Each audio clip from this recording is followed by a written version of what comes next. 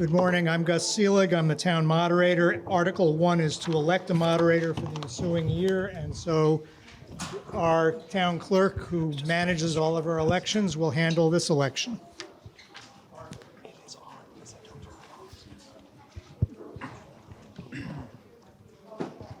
Good morning. My name is Tegan Dykeman Brown. I am your town clerk. The first order of business at town meeting is Article 1, to elect a moderator for the ensuing year. Do I have a nomination for moderator? Whew, there we go. I'd like to nominate Gus Seelig. Jordan has nominated Gus Seelig. Do I have a second? There have been a number of seconds. Are there any other nominations for moderator? All in favor of closing nominations, say aye. Aye. All opposed, say no. No. The ayes have it. All in favor of electing Gus Seelig as your moderator for the ensuing year, please say aye. Aye. All opposed, say no. No. The ayes have it. I will now turn the meeting over to Gus Seelig, our moderator. Don't go far. What I'd like to do to start, before I get into explaining the rules of town meeting, is ask the select board to introduce themselves. So grab a mic and pass it along. And Jordan, why don't you begin? Okay. Jordan Keys, Select Board Chair. Jamie Morby, Select Board Vice Chair. Ann Winchester, Select Board Member. Sure, let's. Hi, everybody. I'm Kari Bradley, the Town Administrator, Treasurer, Road Commissioner. Christy Mahaly, Select Board Member. Bill Davis, Select Board Member. And Do you want me to do the... do whatever you'd like. Okay. Rose Pelch. Hi. We're also going to introduce Rose, who is taking the minutes. She's taken minutes for a number of years, and she does an excellent job. Thank you. We also have our webmaster, Sarah Black, is up here making sure that folks can watch this from home. It'll also be recorded if you want to go back or you know anyone who misses the meeting. And then, the statutory duties of a town clerk do not often require them to stand up behind a podium. We're more likely to be working in the quiet busyness of the town office or behind the check-in table at an election. Over time, I'm learning that town clerks end up doing a little bit of everything. Eva Morse did a lot of everything. She was the elected Calais town clerk and treasurer for 48 years, and she served the town in almost any way one could think of during that time. Eva passed away last December. We've included a tribute to her on page 14 of your town report. Eva's family has begun to plan an event in Eva's honor to take place later this spring. And the Calais staff and select board will be hanging a plaque in her honor at the town office. Another member of our community who passed away in 2024 was Cy Lamberton. Cy was a select board member for many years and a well-known figure in the East Calais community and the Calais community at large. Eva and Cy are two of the many residents who've given their time and care to the town of Calais, and we express our gratitude to them and our condolences to their family.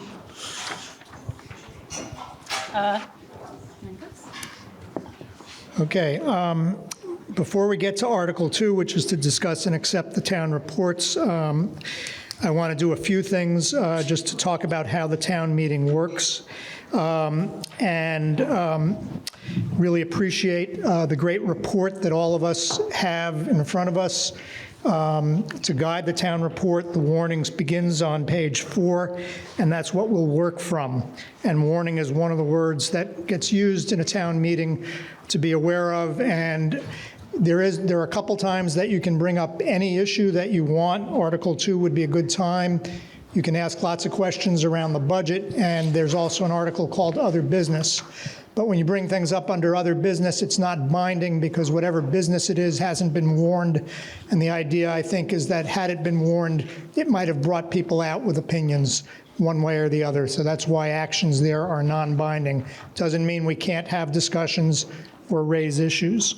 Town meeting for me is democracy in action, and recent events make it clear how precious a commodity that is. The Select Board's sitting up here, but unlike going to a Select Board meeting where 3 of them can decide any issue that they choose, today they each have 1 vote, all of you have 1 vote. And you can amend the proposals they've put in front of you should you choose to do so. You can debate them, you can ask them questions. We are a legislative body today. There's a ton of information in the town report. I read almost all the narrative. I can tell you that I have not perused the numbers with a fine-tooth comb, but some of you always have, and you should feel free to ask the Select Board questions about that, or anybody else, the town treasurer, or anybody else who might have the information that you need. There are minutes from last year's report on page 124. We do think, and there's also an Australian ballot for some elected offices. And if you've signed in to vote, you've had the opportunity to see the ballot. Everything else beyond Australian ballot is discussed. We ask people to address the moderator as a rule of town meeting. It used to be a rule that you shouldn't use anybody's name, but I'm going to ask when you get up that you identify yourself, maybe say where you live, because although you may think everybody in town knows you, there may be somebody new here who's never seen you before. And it's a way that we get to know each other. We ask for civility. That doesn't mean you can't speak with passion. Last year, we had a very hard issue in the form of a resolution where there was an awful lot of passion on both sides, and I think that's healthy for us to hear people's passion, to hear their pain, to hear their discomfort, but we need to do it in a civil way. I'll go back and forth across the room. Once you've spoken to an issue, even though you may have your hand up again, I'm probably going to pick on somebody who hasn't had a chance to speak yet. In some forums, like the legislature, you actually have to ask permission to speak for a 3rd time to an issue. We don't have that rule in Calais, but if you haven't gotten your point across the first 2 times, maybe you should let somebody else make that point for you. If you go on for a really long time and you hear the moderator say, could you get back to the point of the question, it means that at least in my simple mind, I can't follow your logic anymore. And some people go a long ways around the barn before they get to the point. You know, there's an old expression, if I'd had more time, I would have written you a shorter letter. There's 3 ways to vote. Voice vote is how we do a lot of business, but anybody can ask for a division of the House, which is a raising of these cards, and if you don't have one, you need to get one. You can also ask, or 7 members can ask for a paper ballot, and just know that if we have a paper ballot on an issue, that'll probably take about 20 minutes to do the voting, count the votes, and all that, but you're entitled to do that. Any question can be moved, and the person who moves it can speak to it, and anybody can amend an issue and propose to amend a motion. We will accept amendments to amendments, but that's as far as we'll go. It gets way too complicated if you start amending proposed amendments too many times. Most issues are decided by a majority. It takes 2/3 to cut off debate. So we'll be here as long as people want to talk, unless you've decided, not just a majority, but a supermajority of you, we've had enough of this issue, it's time to resolve it.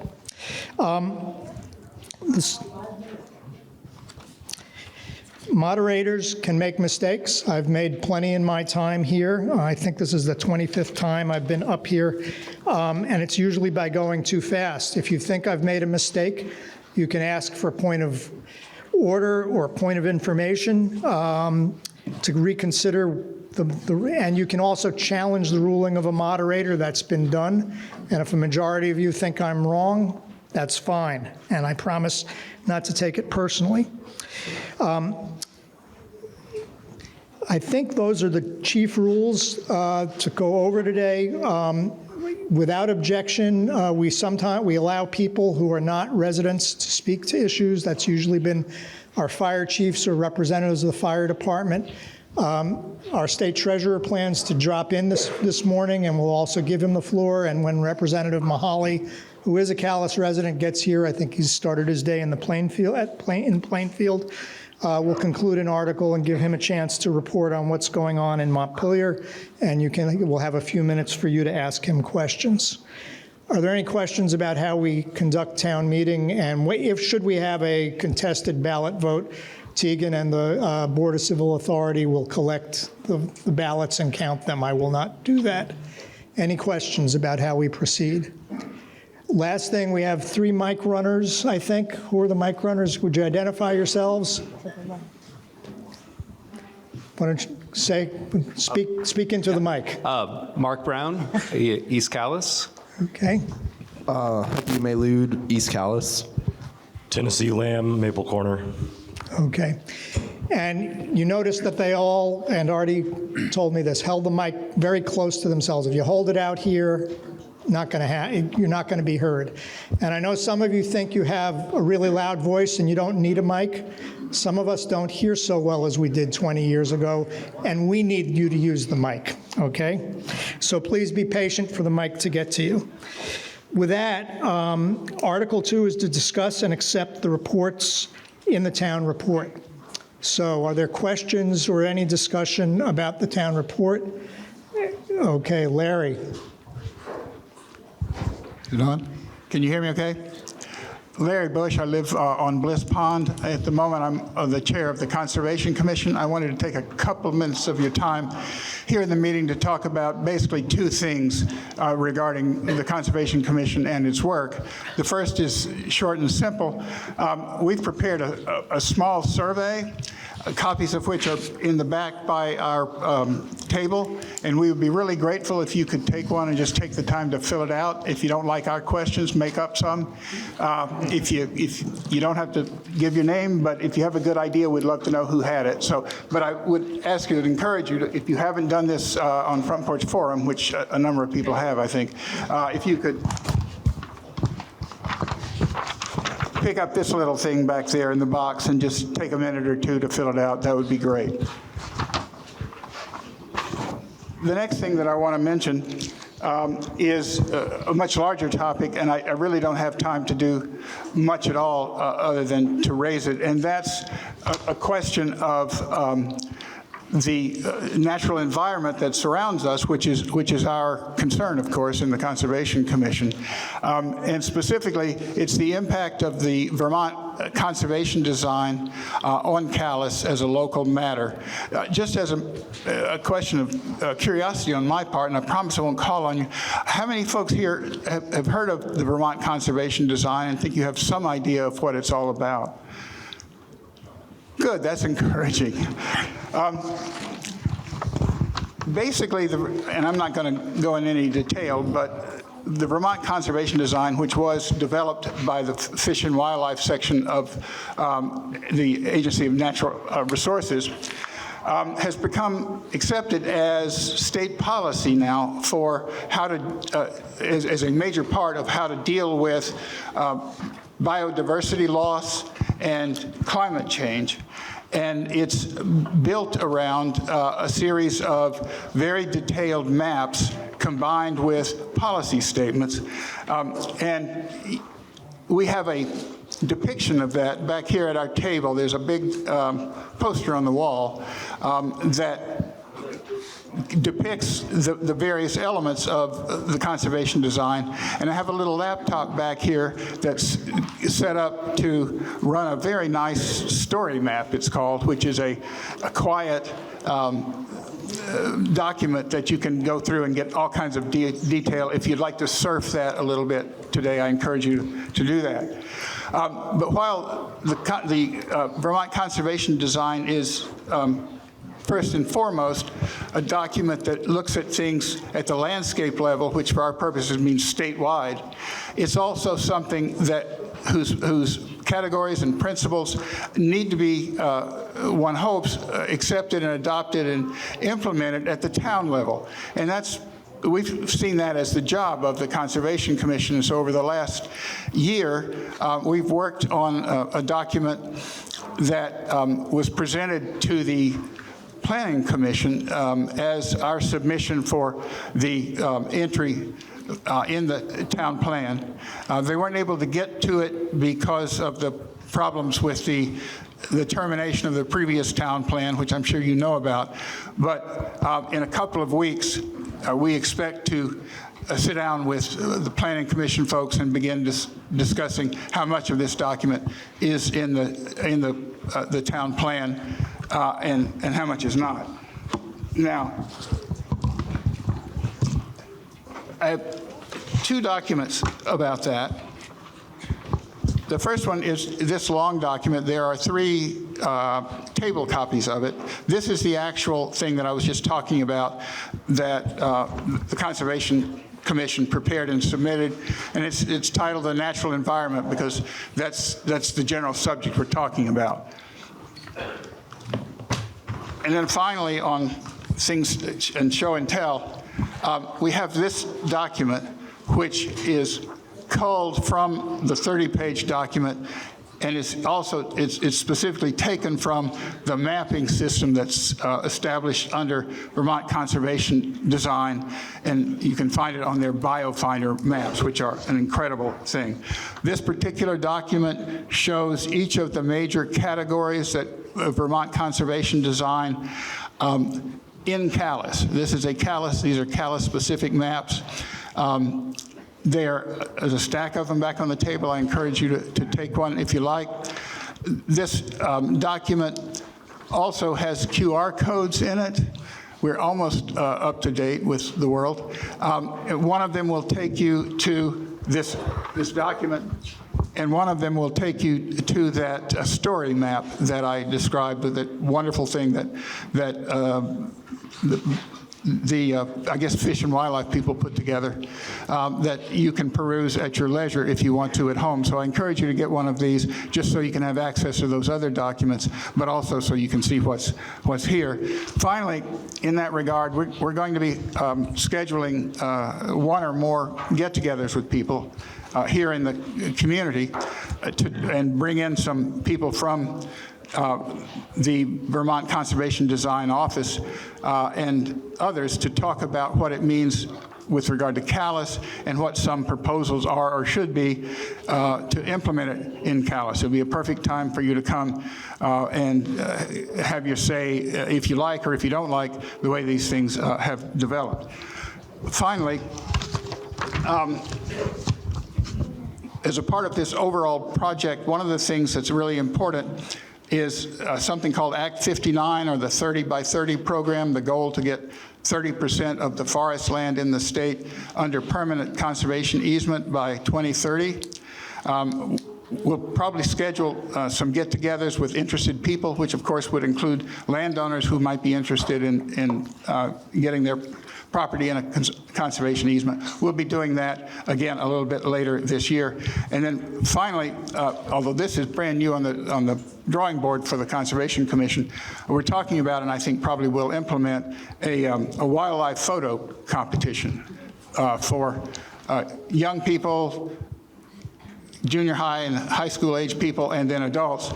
And everybody loves the wildlife. Everybody who's got a camera loves to take pictures of the wildlife. And so we're going to see if we can't get a collection of those things for the community and have people share their whatever they've found that's a thing of beauty. So with that, I thank you for your time, and I look forward to seeing you all down the road. Okay. Thank you, Larry. So I've made my first mistake of the day, which is the article asks us we're supposed to have a motion to accept the reports of the town before we discuss the article. So can somebody make a motion to accept the reports of the town? Thank you. Do we have a second? We have a second. Okay, now we're open for further discussion. Mr. Lilly, let's get you a microphone. Yeah.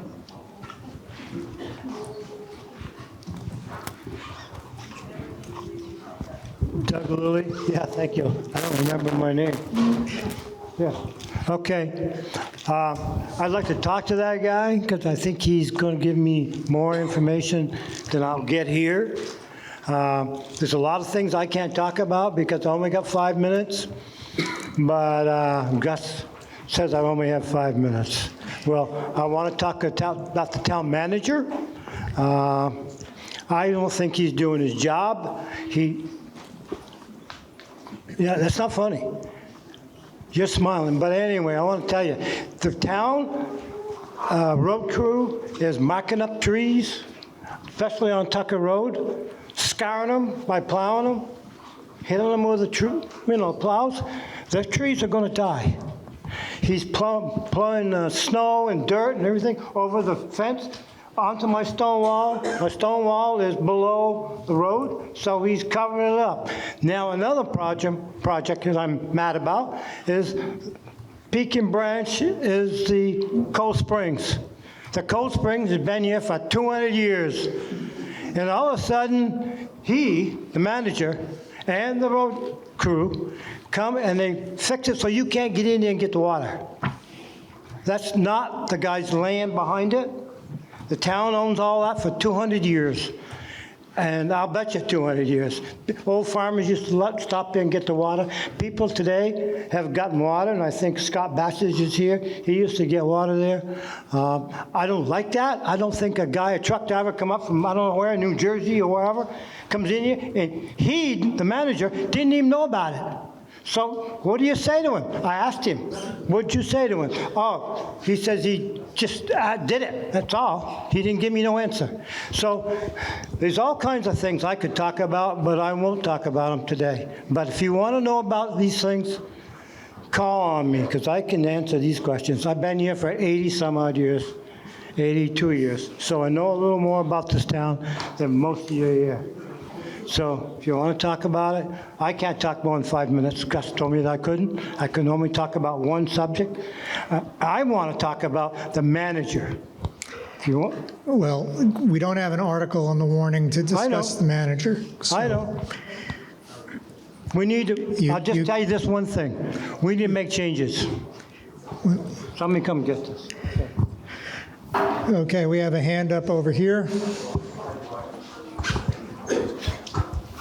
Good morning. I'm Rod Buck, a trustee of public funds, and I've only been here for 53 years, so I probably don't know that much. But I do want to say that I think the town administrator is doing an absolutely fantastic job. And also that the road crew, to me, has done an amazing job in a very difficult environment over the last year. Just amazing. Thank you. Okay, we have a hand behind you. I'm Jared Weiss. I've only been on Earth for 43 years. I guess that's something. I am chair of the Planning Commission, and I just want to quickly point out that we have been working on the town plan for more than a year. It has been a labor of love. We have hit some snafus that we didn't know, and it has kind of put our process in a little bit of a different place than it has been in the past. So we've got information back there on how you can read the town plan and read the draft, and we have a public meeting on the 18th at 7 o'clock at the town hall. But everything you need is back there in the back. I'll be back there if you have questions, but I just want to make sure everyone knew about the public meeting on the 18th for the town plan. Okay, we have a hand up in the middle on the grandstand. Mic is on its way, right behind you. Oh, thank you. Hi, I'm Sharon Wynn Fannin. I live on Tucker Road, and I want to confirm the points that Doug made about what we're seeing in the trees and the snowplows.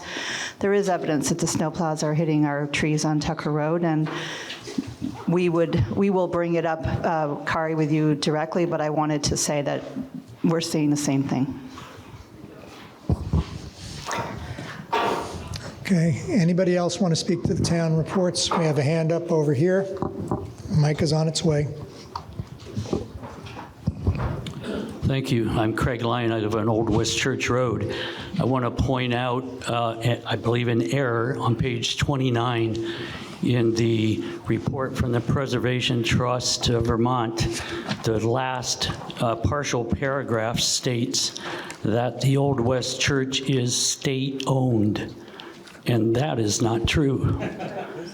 And I'd hate for anyone new to town or anyone else to read this information as factual, because it is not. Okay, and we have a hand in the middle. Hi, Barbara McAndrew, Robinson Cemetery Road. Thank you, Craig. That is an error. We've had the Preservation Trust correct that on their website and in the PDF, and I'm sorry we didn't see that was happening in the town report. Otherwise, I just want to compliment the Select Board, the administrator, and all the people who work at our beautiful town office for their incredible report. It's extremely well done, and it represents a significant amount of work and turnaround for this town in a matter of 2 years when we've had significant challenges. So just a huge thank you to everyone for all you do, both the elected officials, our paid staff, and all of you commissioners and committee members. Thank you so much.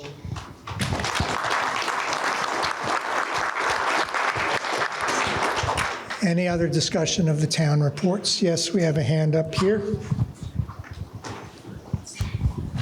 Good morning, I'm Charlotte Hannah Bassage, and I just gotta say that the road crew for the first time ever has not whacked our trees. And Drew is new, I think, to the road crew, and I think he's fabulous. He, in the past, somebody would whack the tree and then take it down and then start whacking the one behind it. So I am so delighted that we've had no request to widen our road, and thank you very much to Drew and the road crew.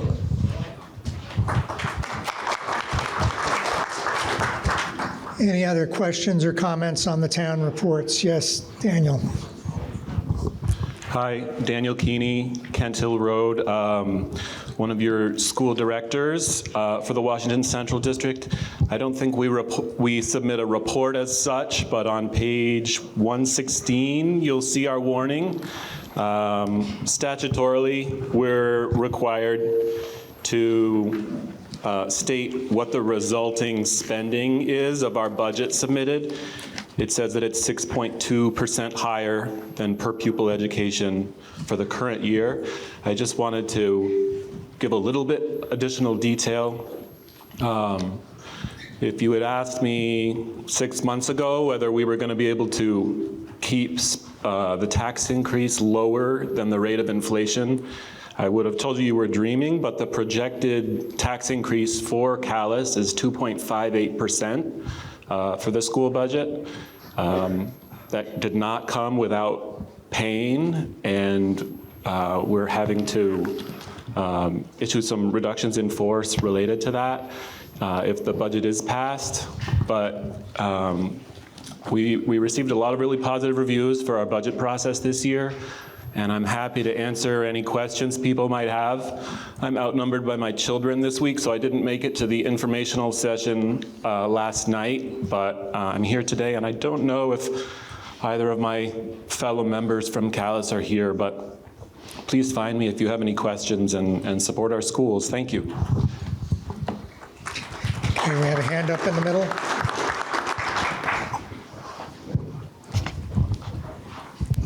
Hi, I'm Jenny Sassman, County Road in Maple Corner, and I hope you all forgive me for feeling compelled to say this morning. But I wanted to put where we are as a town just a tiny bit in the context of what is happening all around us. There's a book by Timothy Snyder, which is considered kind of the book on fascism, and he has 20 lessons on fighting fascism. Number 2 is protect your institutions. And for me, that's what we're doing here today. That's what the town report is. That's what everybody's comments are. And that's what the select board is. I mean, we are protecting our town and our town institutions, and it's just extremely important right now. So I'm really grateful to everybody here today as we go forward. Thank you.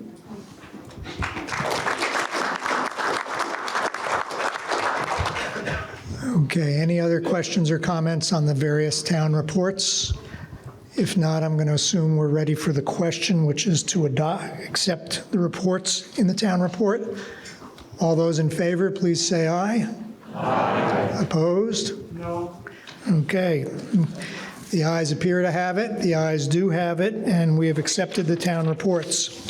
Article 3 is to conduct 2 elections. The first is the trustee of public funds, and the incumbent is Steve Killeran. Yes. Hi, I'm Rod Buck again.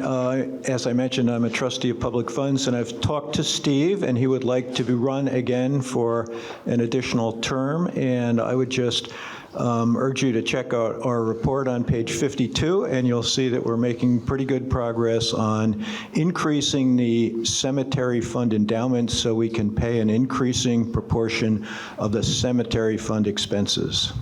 Okay, so that's a motion to yes. elect. Yes. Do we have a second? Well, I guess. Been moved and seconded. Any other nominations? Do I have a motion to close nominations and have the clerk cast 1 ballot for Steve Killeran? So moved. It's been moved. Do we have a second? All those in favor of electing Steve Killeran to serve as a trustee of public funds, please say aye. Aye. Opposed? The ayes appear to have it. They do have it, and Steve's been reelected. Next is an election of a cemetery commissioner, and Sage Kennedy is the incumbent. Do we have any nominations? Yes. Let's get a microphone over here.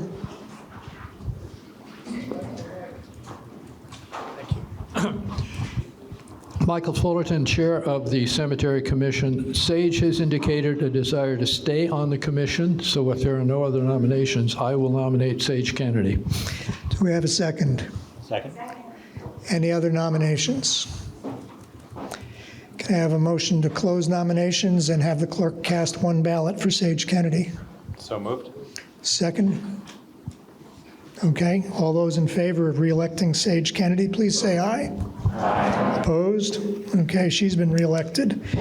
The other elections are on the Australian ballot. So, Article 4. Shall the voters approve the total highway and general fund expenditures of $1,781,039.10, of which it is estimated $1,441,614.10 will be raised by taxes, and $341,425 will be raised by non-tax revenue. Do we have somebody to move that article? So moved. And a second? It's been moved and seconded. Jordan, did you want to speak to this article? I would like to, yes. Please. Thank you. So what I'd like to do, I guess, is provide a little bit of a context. We've also prepared, or Kari, yep. Oh, my name is Jordan Keys. I'm the chair of the Select Board. I live in Maple Corner. So Kari has provided and prepared a 30,000-foot view of some of the numbers that go behind this, just as kind of an effort to be transparent and informative about the budget. But as an intro, I'd like to serve up kind of the process that we went through.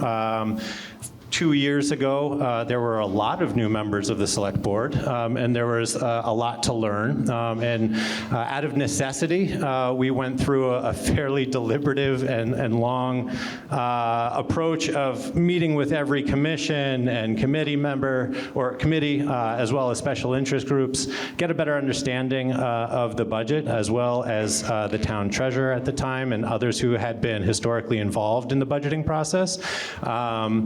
And that process served us pretty well, and is now kind of a regular effort that we go through. So the budgeting process starts around the end of September. And beginning of October, we start meeting with committees and commissions and various folks who have input and stakeholders into the budget, and also provide the public with opportunity to participate in each of those points of dialogue along the way. So there's a lot of work that goes into preparing the budget.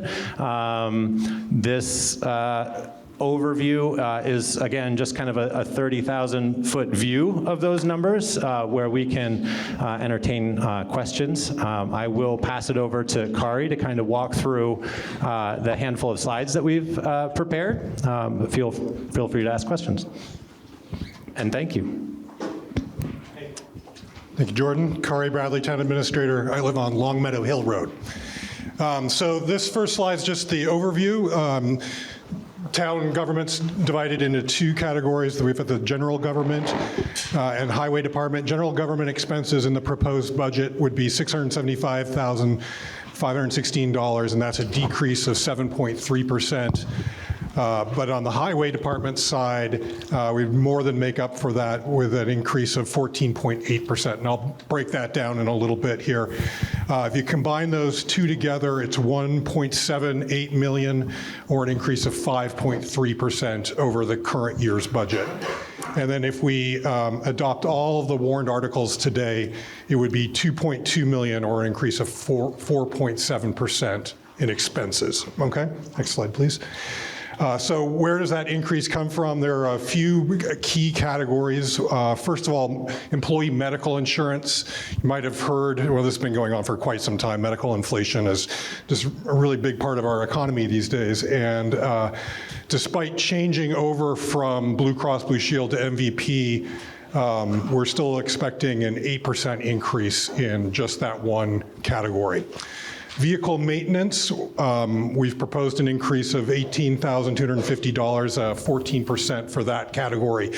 And that's just a more realistic, based on what we've been spending in recent years, just the cost of upkeep for our vehicles. And then fuel is also in that category. That's a large portion of that increase. Capital expenses would be an increase of nearly $30,000, 15%. Excuse me. What's included in capital is our new road grader. We've got 2 dump trucks, the Kurtzbahn Dam, and then the East Montpelier Fire Station and their new fire truck. And put all those together, we've got an increase of about 15%. And then the last category, the largest one, is road maintenance, $30,700, or 16% in that category. Last year, we spent an unreal amount, really, in gravel, if you remember how many mud seasons we had last year. So that prompted us to look at the last 5 years of expenses, not just for gravel, but for sand, salt, chloride, all of the road maintenance items. And we didn't pick the largest amount that we did in each year, but this is based on conservative budgeting on our actual history. Hopefully we won't need to spend that amount. There's a lot of variation in these numbers, but that's because it's weather dependent.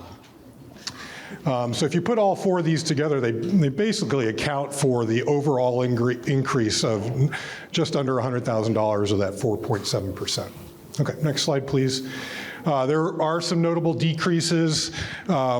Each year we do a financial audit, but this current year we did a single audit, which is required when you meet certain thresholds for federal funds. And we had FEMA funds this last year, in addition to the grant that was provided for the East Calais store. We don't anticipate having a requirement for a single audit, so that will save $10,000 over the current year. General office expenses are expected to go down nearly $8,000. That's a collection of different decreases. The town office bond is paid off, so we won't have that expense to pay. Town garage expenses are coming down, $6,730. And then total fire and ambulance is a decrease of about $1,700. It's not a large amount, but I put it in here because our friends at East Montpelier and Woodbury fire departments did a very good job this year in figuring out how to minimize their budgets and the impact on our budget. So next slide, please. This is just a breakdown of where the money is going. Just about half of our budget overall is highway department. General government's just under a third. Emergency services, which are the fire departments, is 14%, and then social services and cemetery make up the last 5%.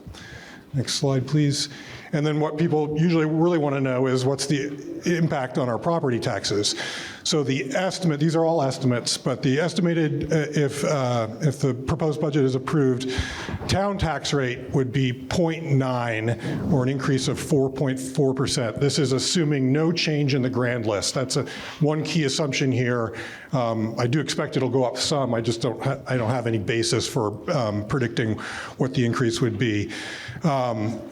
We combine that with the estimated 26 education tax rate, and this is based on the number that Daniel just referred to, an increase of 2.6%. You put those two together, we're at 2.9648, or an increase of 3.1%. It's important to note that the education tax rate is about 70% of the overall property tax rate these days. So the estimated impact per $100,000 of homestead value would be about an additional $90.10. Okay? And next slide. And that's just the article right there. So happy to answer any questions. Okay, John?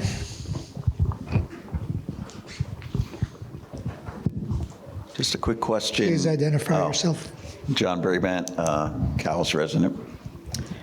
Quick question. You mentioned the Curtis Pond Dam was one of the expenses under the capital. That was to pay the bond obligation? Yeah, so the town approved the bond last year and we took out the loan. Yep. Okay, in the middle, Mr. Lilly, and then we'll go over here. I want to tell you one thing. I've saved this town a lot of money. I've went around for 3 years in a row to get the Australian ballot for the school budget. It took me 3 years to get that. So anybody could vote. When they worked out of town, they could come back here and vote, okay? The third time I did this, I won by 3 votes. So anybody can be down the street and come back and they can vote today on the school budget if they want to. Back then, they could not do that, okay? So I've heard Bradley talk about the East Montpelier Fire Department and the ambulance. I can tell you happened to me last week.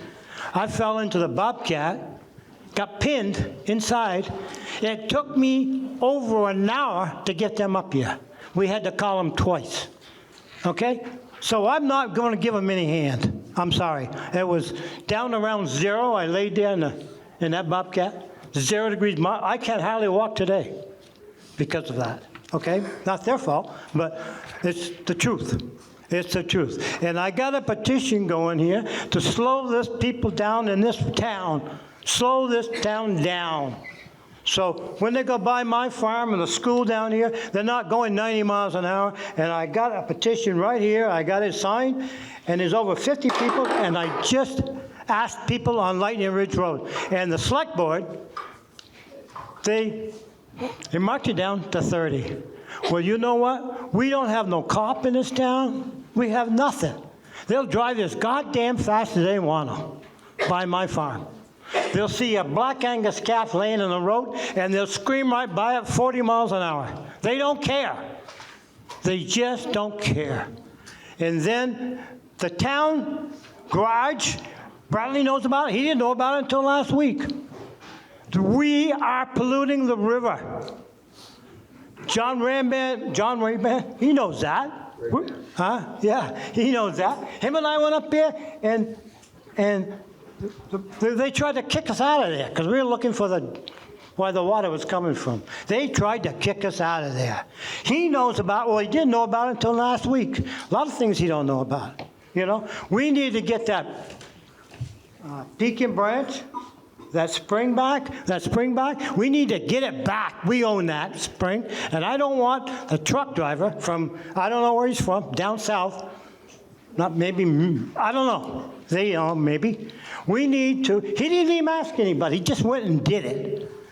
That's not right. I'm sorry, that's not right. Taxpayers own that, and you don't have a right to do that. You don't. And they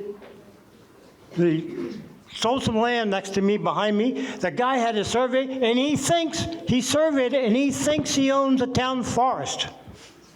That's right, he does. Bradley, what'd you do? Nothing. Nothing. But you know what? He don't own it. And the town can take it back anytime they want to. And he's got some of my land. I have to hire a surveyor to come back and do it on my dollar. Probably cost me $3,000, maybe $4,000 to have a survey. Town can just say it's mine. 30 years they can say that. I think the attorney's in here. He needs to do something about that. He didn't know about that. He needs to do something about that polluting the water from the garage. I think to change the oil, wash down, goes into behind the garage and goes overflow into the river. The town, yeah, that's what they do around here. They don't know about it. I'm telling you, boys and girls, they don't know. He's not doing the job. You always clap and don't, but you don't know what he's doing. I don't know. I do know. I mean, I'm sorry, but you don't know. Yeah, that's true. So I go to the town select board meeting once in a while. I don't see anybody there goes to the meetings than I do. Ann Winchester would not let me talk in 2 different occasions, 2 different times, because I wasn't going to talk about the pond. I wasn't talking about the pond. She's right here. She knows. She would not let me talk because I wasn't going to talk about the pond. I'm sorry. I got a lot of things to say about this place, but I'm not going to let it go. Okay. Does anybody want to speak to the article? David, we'll get you a microphone and out back. It's coming. Just stand there, wave your arms. Thank you. David Healy, over on Robinson Cemetery Road. I was looking and reading the report. I didn't see anything about what we're going to do with County Road that's disintegrating. And I just wonder if you could address that. That's true. There's not anything in the current budget for repaving. We are seeking bids right now and anticipate that we'll be applying for highway grant to cover a large portion, the majority of the repaving. So that could happen as soon as FY27 is what we're looking at. Okay, I think we had a hand up in front. If we can get a microphone over here. This is short. I noticed that we have a clean audit for 2024.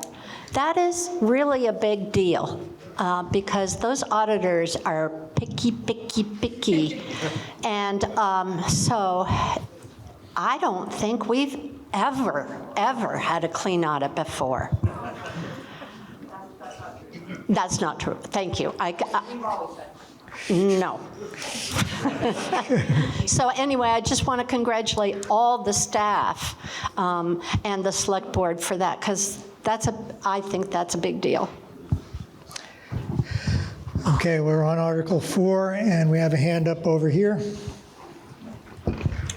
Thank you, Gus. I want to go back just for a moment to what David asked about, David Healy, about the county road. I brought it up a year ago and was told, yeah, we just didn't get the grant application in, too much going on. And I was the only person at the select board informational meeting.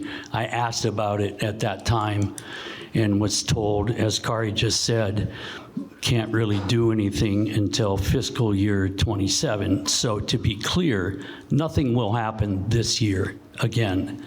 The select board, again, 23, 24, extraordinary years. There are a lot of demands on the road crew and the select board. But a phone call was not made to Nikon Coatings Company, who used to seal the cracks in the county road, which went a long way to preserving the pavement. And that has not been done, I think, for at least 3 years. So I brought it up. Kari and I had personal conversations about it, and they called Nikon, and they looked at it and said, it's too far gone. So a lot of holes, it's breaking up. Gus, I beg your patience here because I've got a number of line item questions that I'd like to ask about the budget. Go ahead. Thank you. One thing that I'm concerned about as I read through the town report, not as extensively as you, I assume, but I am thinking about people like Ben Naylor and Rick Purchase and others who are no longer with us, who did go through the reports with a fine-tooth comb, and so I'm trying to carry on in their tradition. I see a lot of salary in the budget, and there are lots of people, demands are higher, and yet I'm concerned about numerous parts of it. And so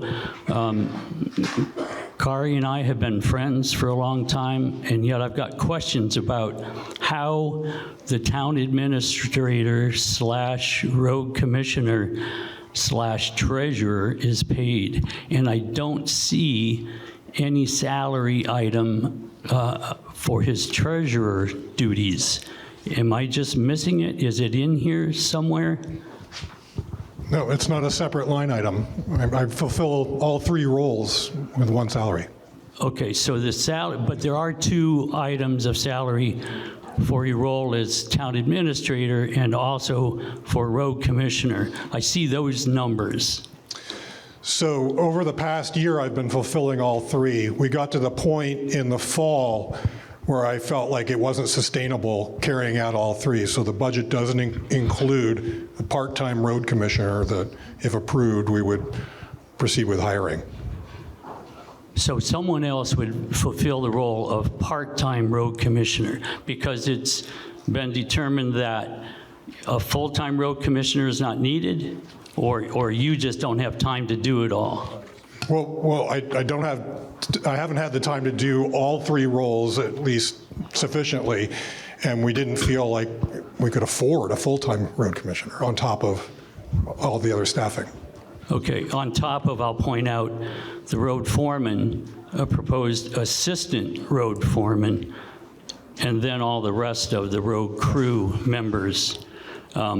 Is there going to be an assistant to the assistant road foreman No plans at some for that. point? Okay. No plans for that. I'm being facetious, but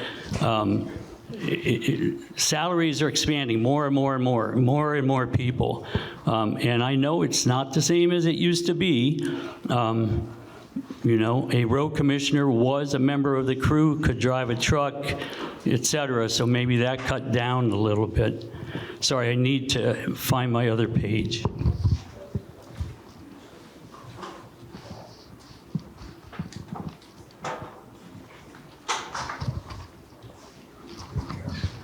One moment, sorry.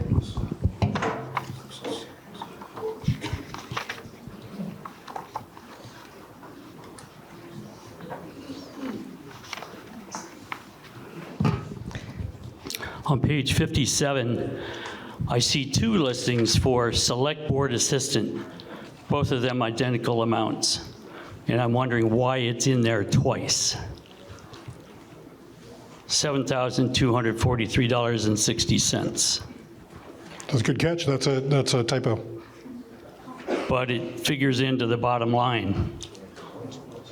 Yeah. One thing that's always been frustrating for me in this budget, we can discuss it all we want, which is a reason to not vote by Australian ballot. This thing might not have been caught, but we can't make any changes, correct? We can't tell the select board, oh, why is this $7,000 in here, take it out. But we can't do that because this is the amount that's been warned. Is that correct, Gus? No, I think you can lower the budget, and it sounds like we don't need $7,000 from what Kari just said.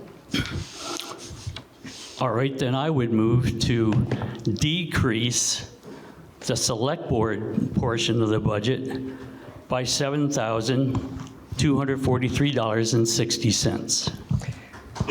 Do we have a second? We have a second. Further discussion? it's weird to speak. Usually I just hand the mic to other people, but Mark Brown, Marshfield Road. I haven't done all the math, but I looked at the cents column, and the select board assistant, it's 60 cents at the end there. And if you look at the bottom total select board, it's also 60 cents. So I'm not sure that that $7,243.60 is added to the total. I think we should check the math before we remove the money. Thank you, Mark. I myself do not have a calculator with me. I confirmed it. Confirmed which, Dan? I confirmed that it's not double counted in, excuse me, Daniel Keeney. I just confirmed that it's not double counted on page 57 in the total select board amount in the budget FY26. It's only counted once. So even though it appears twice, correct, it's only counted once. There's someone up front who's got a hand up. Hi, Sarah Black. I'm in Maple Corner on County Road. I'm also just verifying I got the same thing. So it's not double counted in the number. So would you like to continue with your motion or withdraw your amendment or withdraw? I would withdraw the motion. And would the person who seconded it withdraw? Okay. So we're back to the main question. Is there further discussion of Article 4? Sorry, I still had a couple other pages. That's why I asked for your patience. I have a question about the Town Hall Reserve Fund on page 62. I'm just wondering how much money is in that fund and what it ultimately will be used for.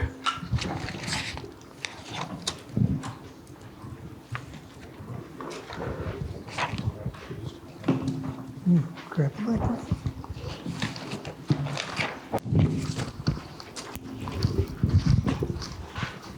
Jordan Keys, Select Board Chair. So I can't speak to what is in that budget at the moment, but the idea with the reserve fund for is to have a modest pool of money to make improvements to the town hall, to better utilize it for town meeting and gatherings, not this town meeting, but I was going to say, excuse town me? meetings and other gatherings of committees. There's been a lot of feedback about how difficult it is to hear in that space. So over the last couple of years, we've entertained ideas about how to improve that space and make it more accessible for members of the community and better utilize it as a town resource. So part of the reason that that reserve fund exists and why we're proposing other reserve funds this year is because we find it fiscally responsible to try to set aside funds to save up for making those improvements as we need them. Go ahead. On page 71 shows the capital project funds, and the balance at the end of fiscal 24 was $11,482, and there was no appropriation in this current year budget, so that's what the balance is. Okay, so you're asking for another $8,000 into that fund. Yep. This is a building that I have great hesitations about. I love it. I'm glad we restored it. I'm deeply sorry that we don't have town meeting there, but I can't imagine improving sound would require $20,000. And Jordan, are you talking about upstairs or down, or both? Just downstairs. Just downstairs. And I think, yeah. Use a microphone.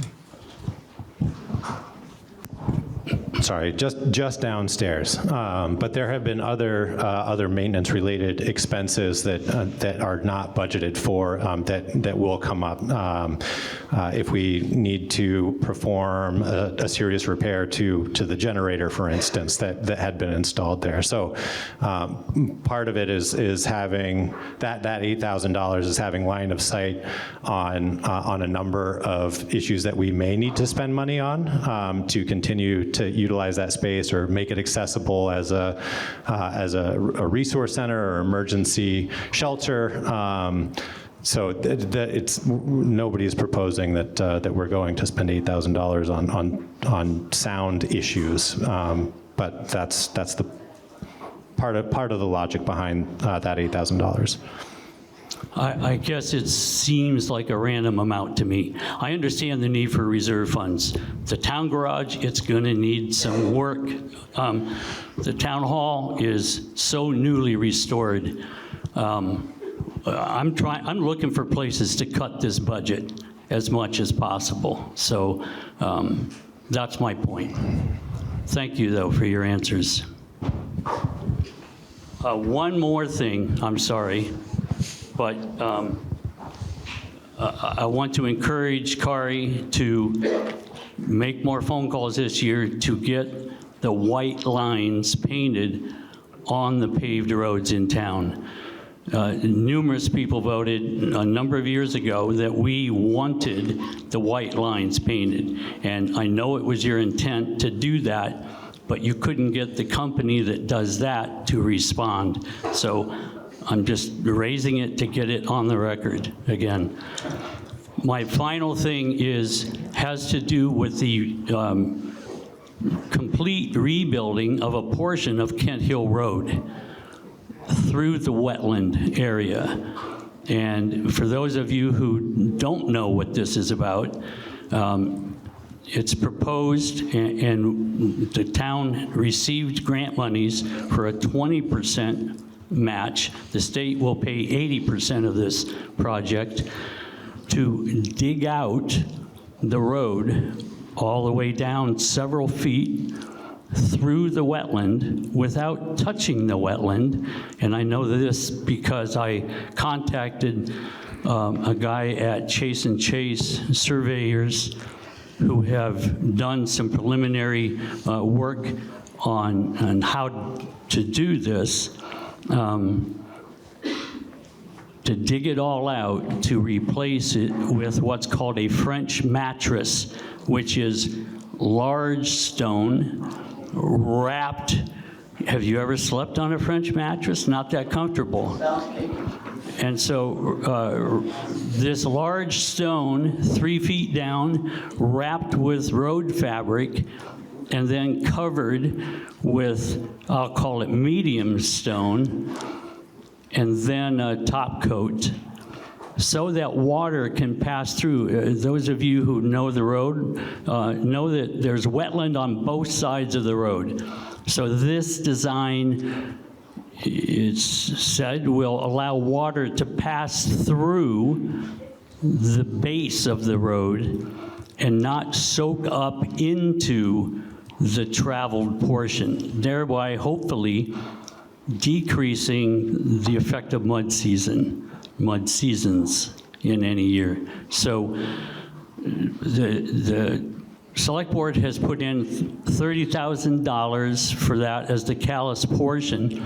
I frankly am in favor of it. I think I am also strongly in favor of the preservation of the wetland and the beaver dam that exists there. The beaver dam is a good thing. It helps in the event of flooding events. It filters water as it passes down the stream to Pekin Brook, et cetera. So the town applied, got the grant, and there are questions about who would do it. And one question I have is, have bids actually gone out? Is that what I understood you to say at the, no, they haven't yet. Requests for bids haven't gone out? No. We're in the process, right? In the process. And so a question I have is, who would oversee those bids? Who is it that would accept the winning bid? Is it the state? Is it the Select Board? Select Board. Even though it's only a 20% portion the town is paying, the Select Board is in control of that. Correct. Okay, and who oversees the work? And one question I had at the meeting that you couldn't answer is, is the town overseeing it, so it's done to spec? There was a question about who would do it. Would it be the town road crew, or would it be a private contractor? I have concerns that, A, as you mentioned, the town road crew might not have time to do it. It needs to be done in a timely way because of emergency access on a major road through town, et cetera. Thanks, Kari. Yeah, so it would be a town project. We would select the vendor if we go with a vendor, and we would pay for it and be reimbursed the 80%. So the current thinking is that we would hire it out to a vendor, the low bidder presumably, but we'll have to see how the bids come back.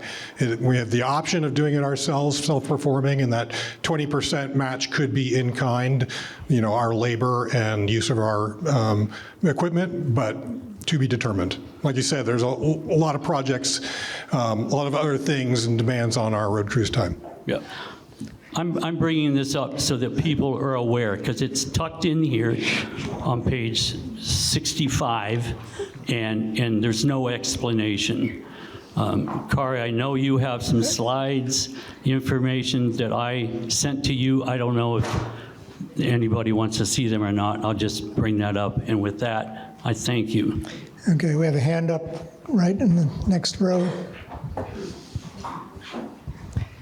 Jack Russell. I live off of County Road. Speaking of County Road, I walk it every day, and it's dangerous. The deterioration, I will compliment the road crew. My wife went through a pothole, blew a tire. I called, they were there within an hour, filled it. Ooh, wow, awesome. The sides of the roads are really bad, and the gravel has washed off. So that it's literally dangerous, because if a car goes off, there's potential of them flipping. And even if we put gravel on the sides, and also the paint, it's a safety issue. I mean, and I'm glad you put the speed sign up, because I watch it and I see people going 60, 65 miles an hour. And if they go off just a little bit, it's going to be a disaster. I mean, people are going to die. I understand about the repaving, but I think that we can do something. Maybe gravel along the sides and the white lines are critical. So I would really encourage it. I used to walk it, I still do, but I try and get off as fast as I can, especially during certain times of the day. It's a dangerous road for drivers, let alone walkers. So. Okay, we have a hand here, and then we'll go to the middle. And we're still on Article 4, which is to deal with the highway and general fund expenditures of the town. Yeah, hi, John Brabant. I spoke earlier. I have some clarifying questions I want to ask. So we used to have a full-time road commissioner. We paid a full-time salary who was also a working road commissioner. So it's a different setup now, and I understand that. I'm just wondering what the division of labor is between the road commissioner and the foreman and the assistant foreman as compared to what it used to be. That's question one. I'll ask you a bunch. By the way, I want to say I really appreciate all the work Kari's doing.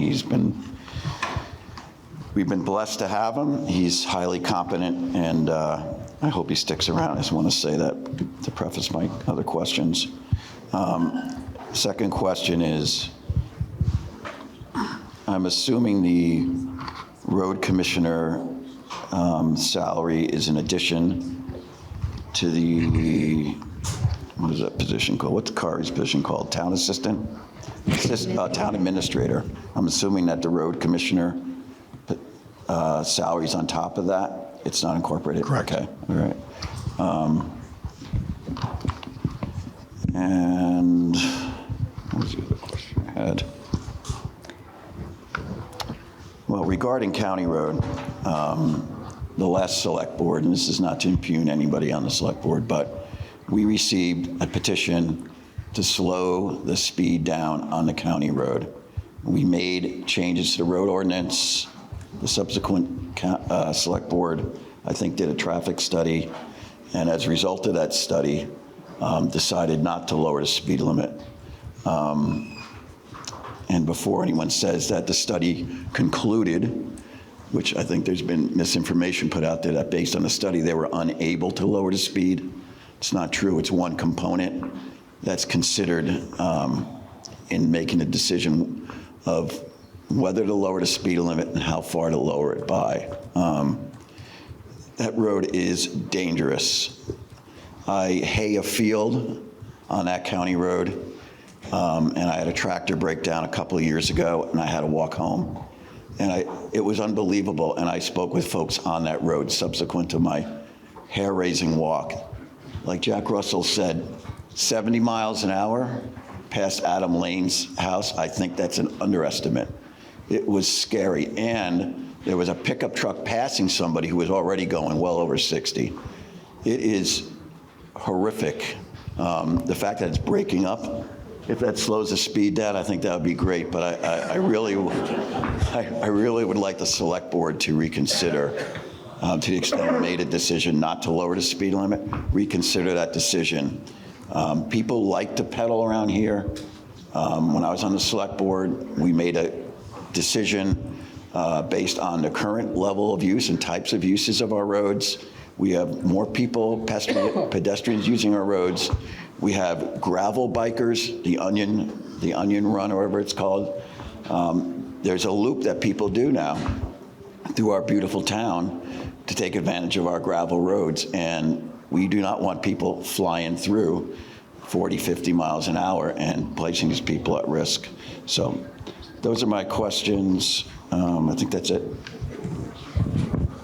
So in terms of the division of labor, as the road commissioner, operated at a fairly high level.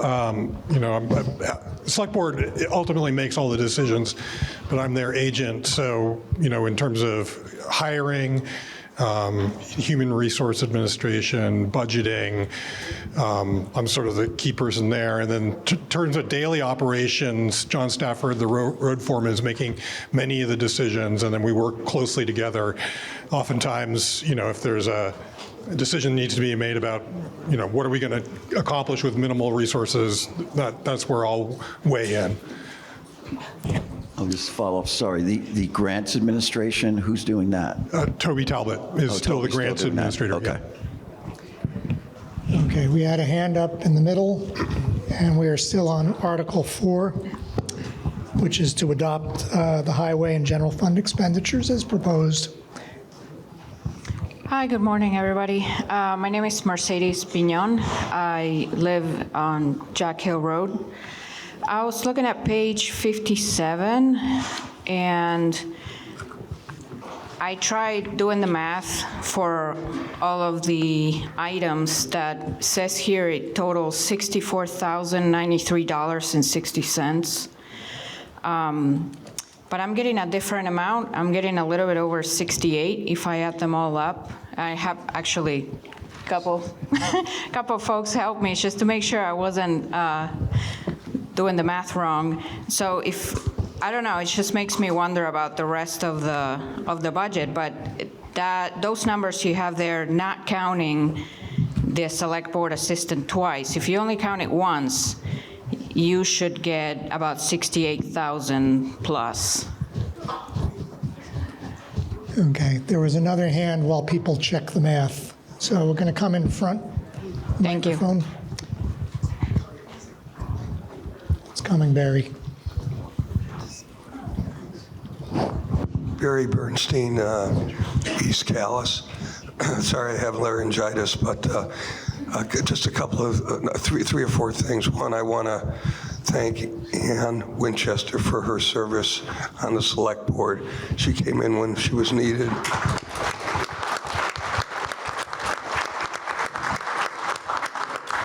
she didn't need to be doing it, and it was a great help to the town.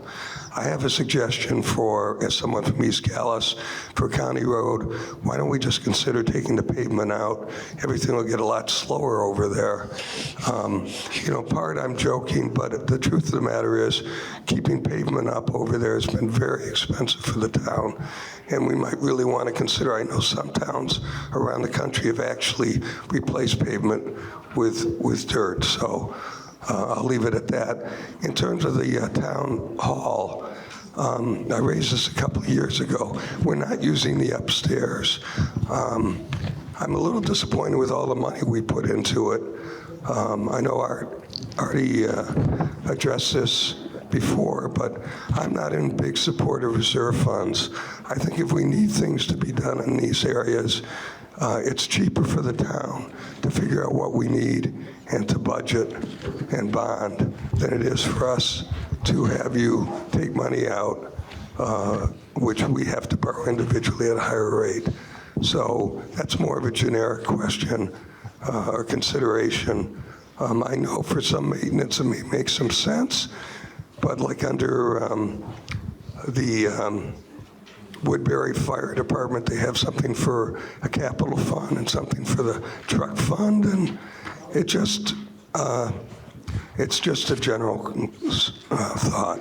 So, Gus, I know you're going to be lucky that I can't talk much today, but thanks. Yeah. So could I speak to the question about on page 57, the select board, total select board? There is something going on here, and the correct total would be 68,000, but if you look at the first two lines, I can't explain this, but they're indented somewhat, and they shouldn't be there. The grant coordinator is not in this category at all. Highway grants administrator is in the highway department fund. So 64,000 is the correct amount, and those first two lines should not be in there. I apologize. Okay. Yes. Question has been called, and it takes a 2/3 vote. All those in favor of ending debate and acting on the article, please say aye. Aye. Those opposed? No. The ayes appear to have it. I'm sorry, point of information. Is this for the entire motion on the budget? That's what's on the table right now. That's the question that's been called, is Article 4. The ayes appear to have it. The ayes do have it, and we are ready to vote on Article 4, which is, shall the voters approve the total highway and general fund expenditures of $1,783,039.10, of which it is estimated $1,441,614.10 will be raised by taxes, and $341,425 will be raised by non-tax revenue. All those in favor, please say aye. Aye. Those opposed? No. The ayes appear to have it. The ayes do have it, and Article 4 is passed. Mr. Moderator, could I explain my vote just for a brief moment? For a brief moment. Yes.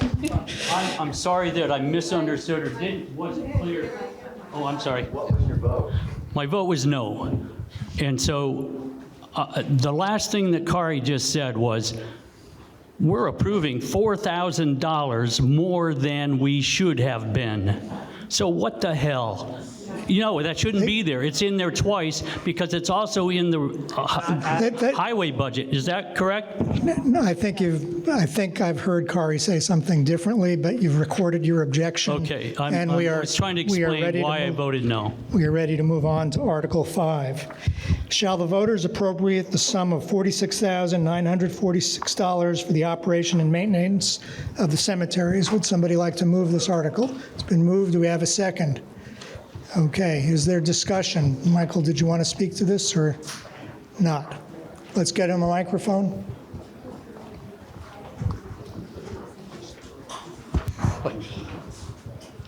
Michael Fullerton, North Calais, currently chair of the Cemetery Commission. This budget is a little bit more than last year's budget. There's a number of factors that have got us where we are now. If you look at special projects in our budget on page 78, you'll see we got $8,800 in there. The one thing that is changed is we have, over the last few years, replaced the fences at the Old West Church Cemetery and the Robinson Cemetery, and those two fences cost the town a whole lot of money. They'd been neglected for a long time. They had to be replaced, and because they're in historic districts, they have to be replaced as they were. We would much rather have put up a post and chain fence, but that's the way it is. The Ainsworth Cemetery fence on the Jack Hill Road had fallen apart. I had gone up there personally and kind of tacked it back together, but we had the sexton remove it. We were going to put up a chain fence on the existing granite posts. It would cost us about $1,800. We had a lot of pushback from people, particularly those who've lived in that area for a long time and whose ancestors worked on the fence, and they were adamant that it should be a wood fence as it always has been. We did a survey. 91 people responded, which I'm told is a respectable number for a town this size. 2/3 of them said, we want a wood fence, we don't care what it costs. So that's what we put in there. Other than that, our budget would have been roughly what it was last year. You'll also note that we took a big distribution from our endowment, T. Rowe Price. Trustees of Public Funds authorized this amount. It's been doing very well. We hope that in the future it'll continue to do well, but I have no idea what's going to happen under the current regime. So we'll see about that. But other than that, the one big project looming over us in some years will be the Hudson Cemetery on the George Road. That's a big plot of land with 300 and some odd sites in it. It'll have to be fenced one day.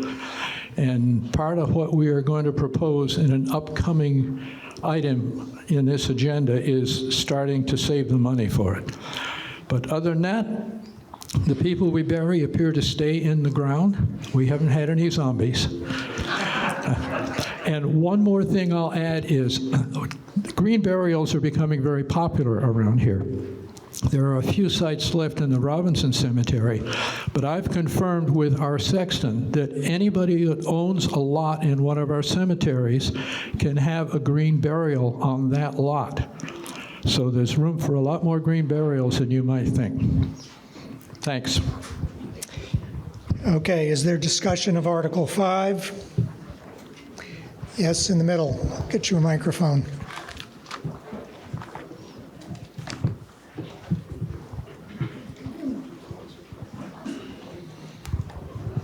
No math errors, sorry. No, it's just out of curiosity. I noticed that the tree work budgeted is twice. Just curious. Thank you.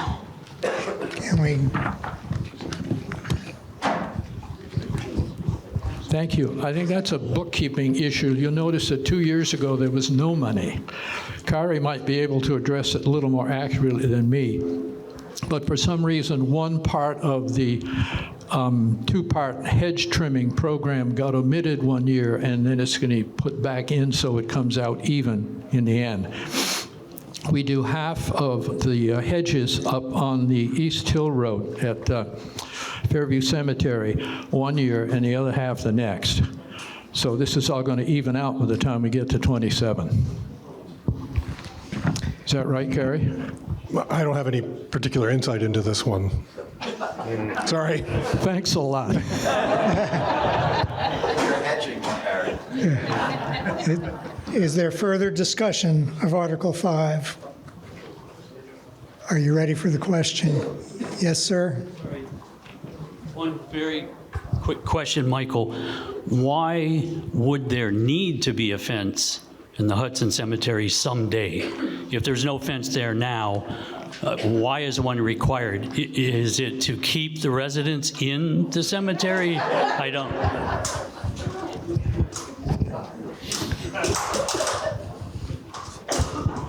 Right now, that cemetery is surrounded by pasture. There are horses there sometimes. And we don't know what's going to happen with the property around that cemetery. It could become housing. Eventually, we should fence that cemetery off. It's just, you can't just have it lying in the middle of town. It's not Boston Common. Okay. Yes. Yes, right here. Can I speak to that? Yep. As the owner of the property surrounding it and vice chair of the cemetery commission, I can't guarantee what's going to happen either, and it's just a good idea to have a fence. There are horses there now. There may be cattle there in the future. It's a good idea. Okay, we have a hand up in the middle, and I just want to remind you, you can address the moderator. I am Doug Lilly, Lightning Ridge Road. I want to talk about horses. Those horses are over on my land, behind my barn, open up my bales of hay. Is this relevant to this article, sir? Sure, I don't know if it's relative, but she talked about a horse. I don't know why I can't talk about it. We're not on a subject of horses in general. We're on the subject Well, of... she mentioned it. Why can't I talk about horses? Her horses are eating my bales of hay, and she brings me over a dozen eggs. That's the most expensive eggs I ever bought.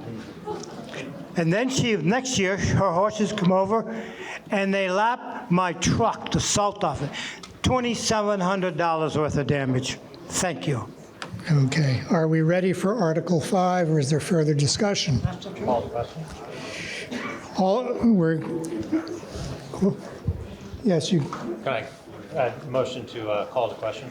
Okay, it's been moved to call the question. We have a second.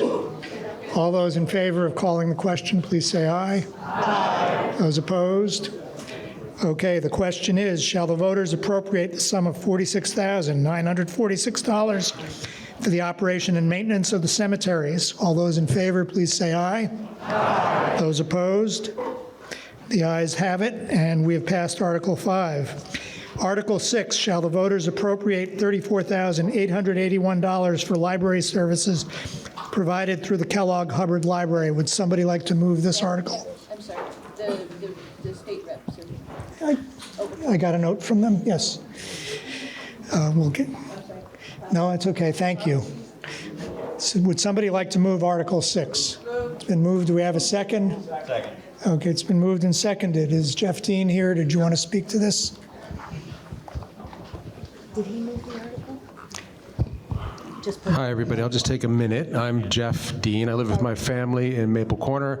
I am the Calais representative on the Board of Trustees for the Kellogg Hubbard Library. I just wanted to mention that two things. First off, that we're finally finishing up the repairs for the severe damage to the library after the flood of July a couple of years ago. Over $2 million worth of damage. A lot of that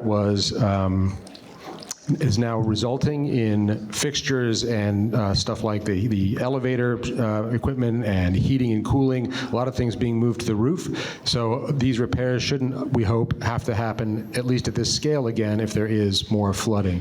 The elevator is, I think, now fully operational. I'm not sure if it's yet accessible, but if it isn't, it will be any day now. I think they just have to do the final safety testing. There's a bunch of several meeting rooms that are going to be open in the basement shortly as well.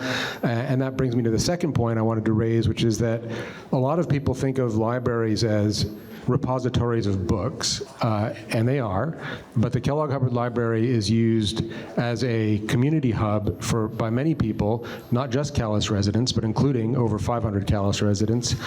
People go there to have meetings, they go there to work, kids go there after school, people go there to get cool in the summer, to get warm in the winter. We do a lot of non-Kellogg Hubbard Library programs there. You can find a lot of the statistics in the town report. But I just wanted to emphasize the community aspect of the Kellogg Hubbard Library. It's not just a place people check out books. There are digital services as well. We deliver books to people, and a lot of people make use of the facility in non-bookish ways. Okay, thank you. Do we have any discussion of Article 6? Yes, we have a hand up in the middle.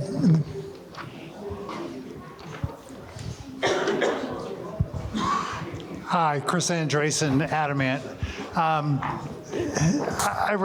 used to live in Montpelier and work with a lot of folks who utilize the library, and I recognize that they are more than just books. But I was also part of the committee that looked at all the social support monies that are being contracted, and it was interesting that most of the agencies that provide food didn't raise the amount that they were asking from the town. And yet here's the library, and yes, they do books and warmth, but they're asking for a 5% increase. And that's actually above the inflation rate. And it just seems excessive to me, especially now when it seems financial difficulties are increasing across the residents of the town. And I would ask that that amount be lowered. I think that would be appropriate. Oh, can I make a motion to lower the amount? You can. I would make a motion that we lower the amount by $800.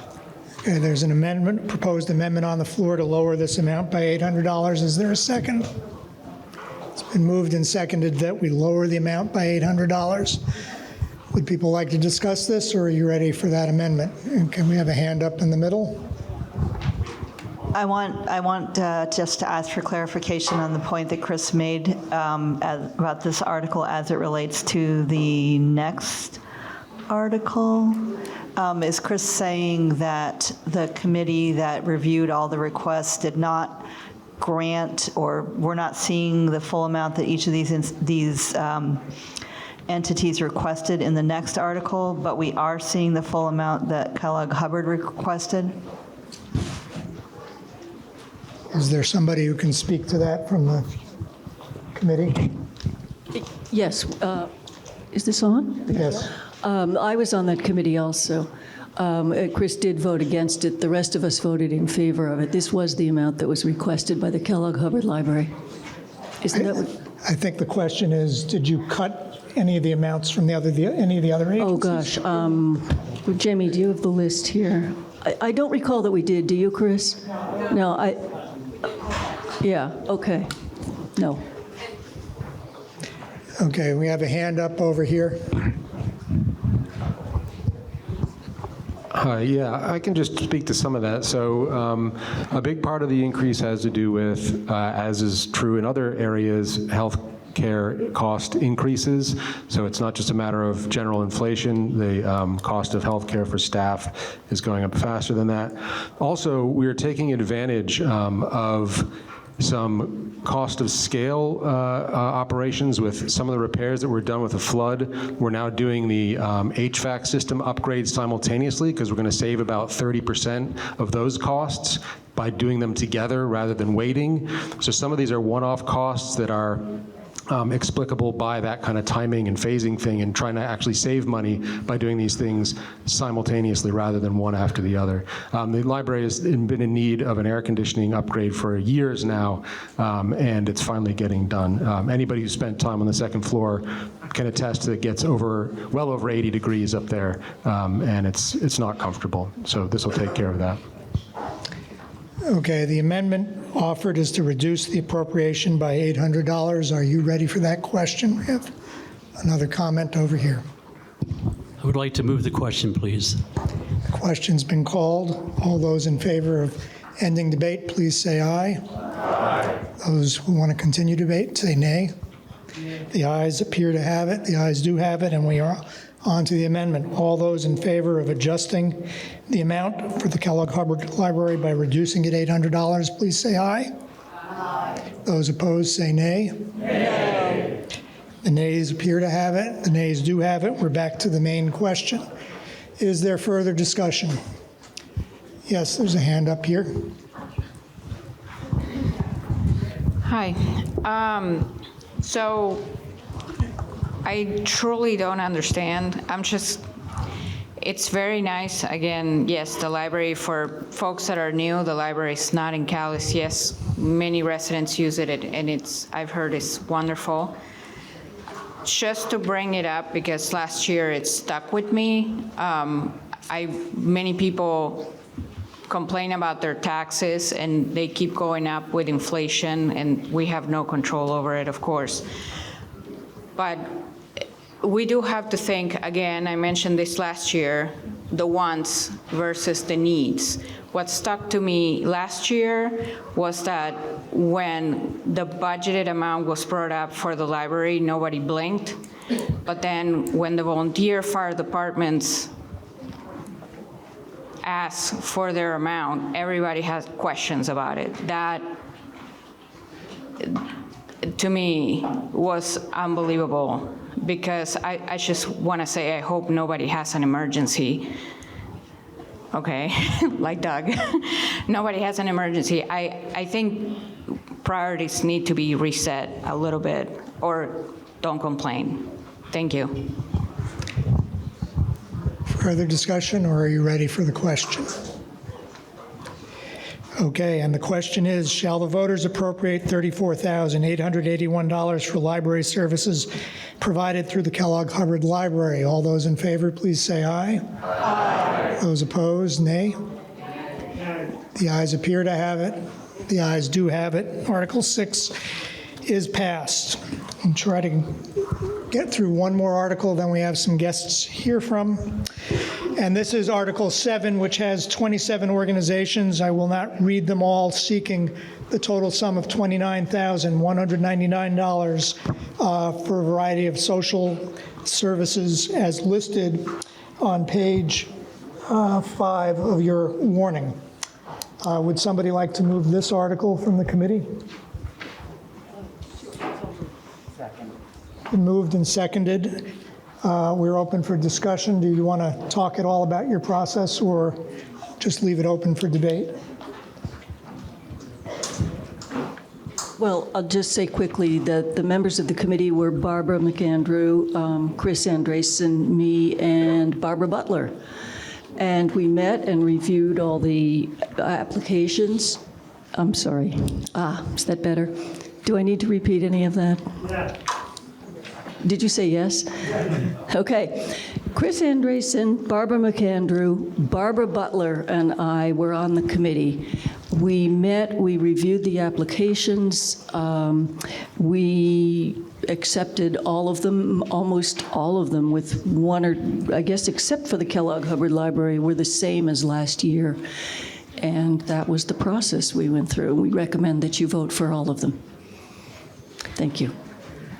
Okay, I'm going to just make one editorial comment, which is that we had a committee for a long time, and then we would spend like an hour at town meeting trying to second guess the committee, and then the committee disbanded because they were tired of it.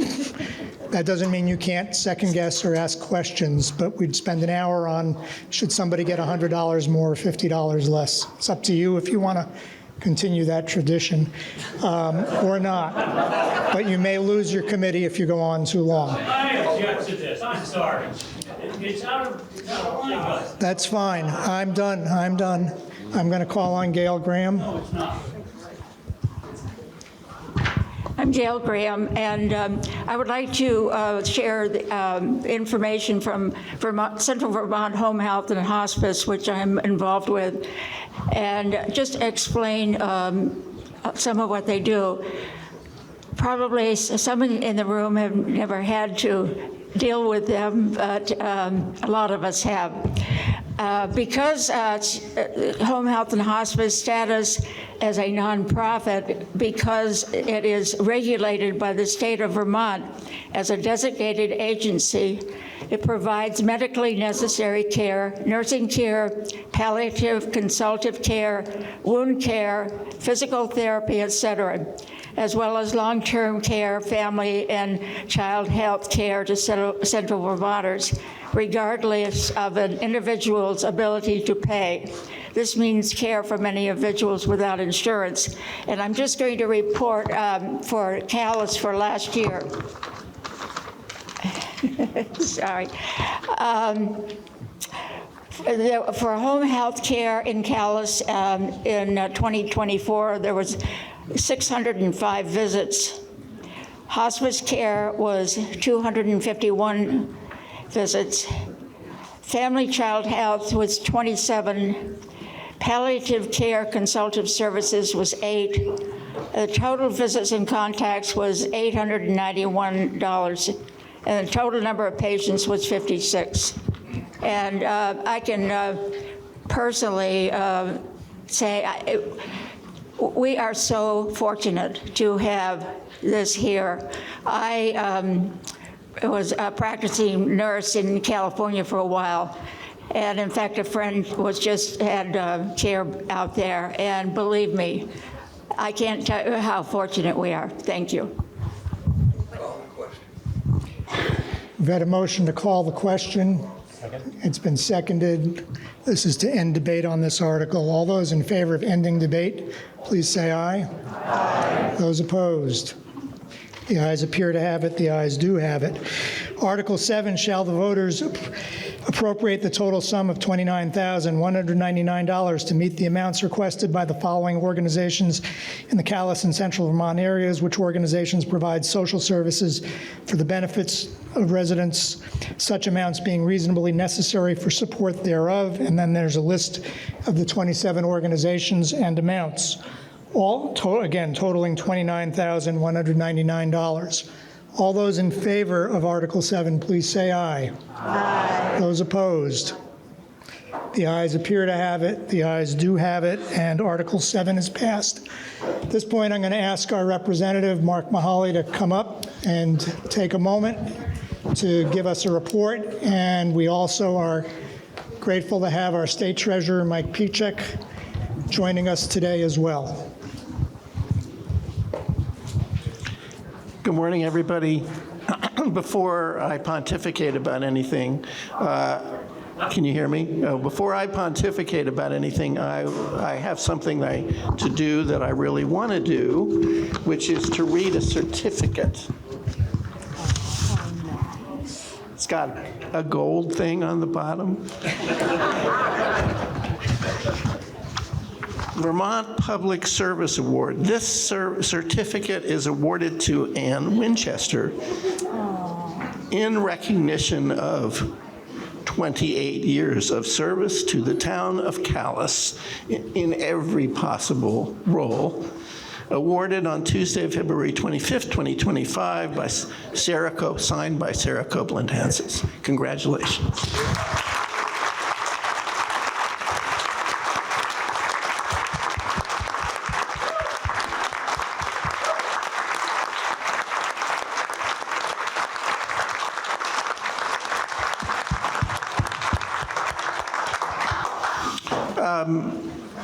So I'm going to be very quick on this legislative report. I now have the, I guess, well, one way or another, they made me chair of the Housing Committee of the House, and so I'm working on housing. I don't think housing is more important than health care or property taxes in schools. They're all important.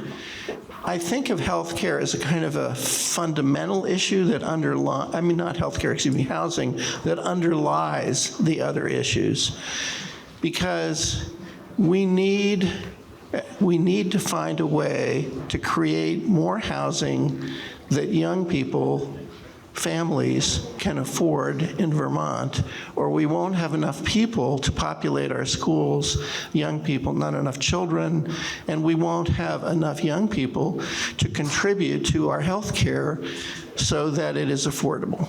I mean, housing is a sort of a base issue.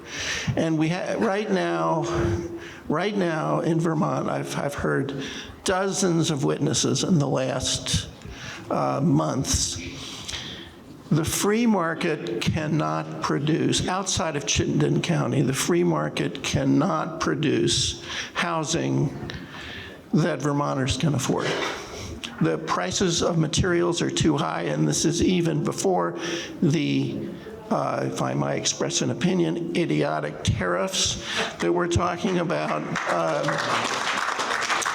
And interest rates are high, and it's just, it's not the fault of the developers. You just put together the math, and it just, when you end up building a house and it costs $550,000 or $600,000, no one can afford to rent that unit or buy it who isn't wealthy.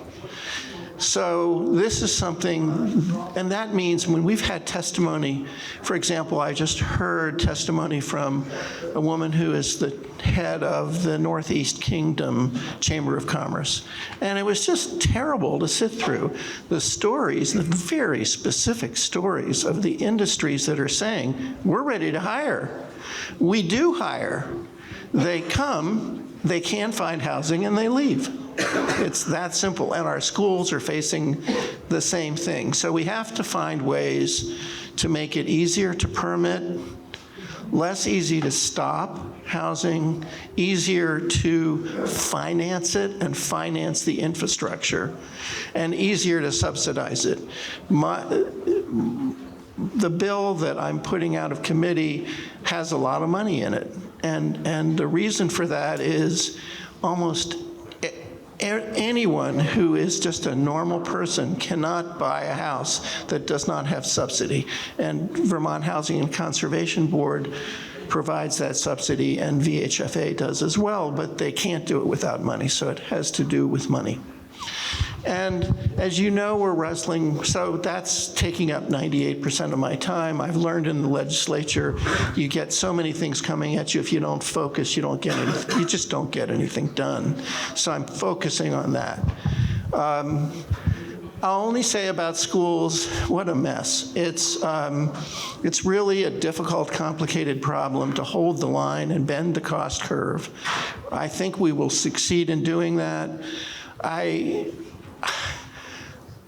My experience has led me to conclude that consolidation never produces the financial results that everybody thinks it will. I think that it's worth doing if there's good educational reasons to do it. And I think that that may be more, maybe something that's wise to undertake on the high school level. When, you know, educational performance is everything. The problem is, of course, that grade schools have importance that goes beyond education. It has to do with community and culture and land use. So we have to be really careful. But I'm doing housing, so what I think about education doesn't matter. And I think I'll stop there and introduce Mike Pichek, who graced us with his presence today, our state treasurer, and the creator of, I think, some of the most innovative financing approaches to address generational poverty that we have in Vermont. Mike.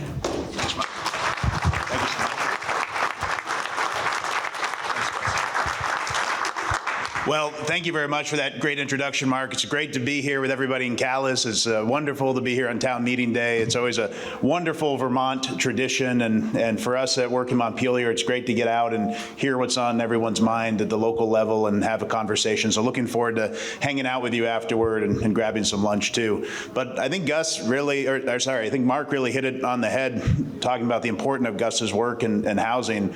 You know, I thought I'd just provide a little bit of an overview of where I saw Vermont and the Vermont economy, but it pretty much boils down to a shortage of housing. It's our biggest economic challenge we face as a state. We don't have enough housing. We talk to employers who say we'd love to expand, we'd love to hire more people, but we can't hire more people because those people can't find housing and they can't come and work for us.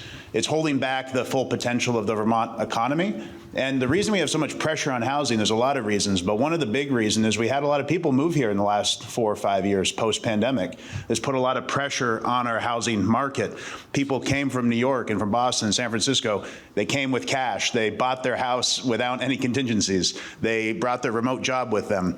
It put a lot of pressure on those of us that earn our income from Vermont in terms of housing, both in terms of rents and in terms terms of buying housing and affording housing as well.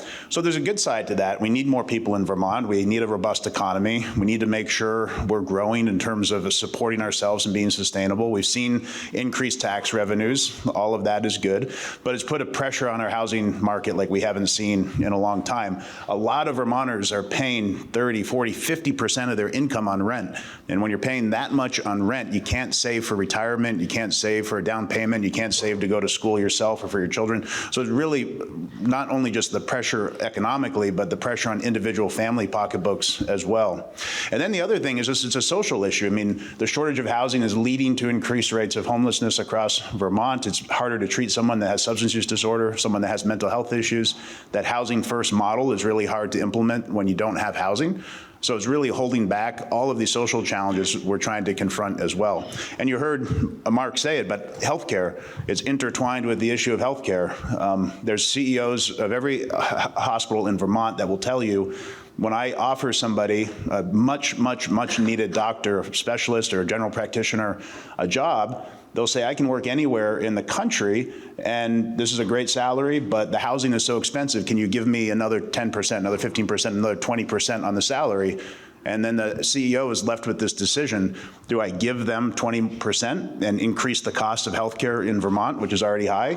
Or do I not offer them the job and reduce access to healthcare, which is really a challenge in Vermont too? So I think housing sits at the base of all of our economic challenges. It doesn't solve for everything, but it's hard to solve all of those other issues if we don't solve for housing. So we have the right person working on that issue. It's good to have him in Montpelier, and good to have him as the chair of the Housing Committee, where I know he'll do good work this year. The other thing I just want to talk about with our office is really a focus on, how can we help some of these issues? How can we invest in people? And that's been a focus of our treasurer's office. We expanded a program that allowed us to invest $100 million of the state's balance sheet, basically. Instead of putting it in a bank or in Wall Street, we invested it into Vermont communities to support housing. So we're supporting over 1,100 new units of housing across Vermont with this $100 million investment, low interest loans to help bring down the cost of building housing. So we'll do more of that in this term. We've been focused on finding ways to help Vermonters save for their future. We have a new program called Vermont Saves, which is providing retirement access to 80,000 Vermonters for the first time ever through their employer. There's no cost to the employer, but that vehicle for savings is critical. People are 15 times more likely to save for their future if they have that vehicle to save for retirement. That program is up and running now. We have thousands of people in it starting to save for their hopefully successful, independent and dignified retirement. But if you're interested in it, Vermont Saves is the program. The other thing I wanted to mention is a proposal we have in the legislature to eliminate $100 million of medical debt.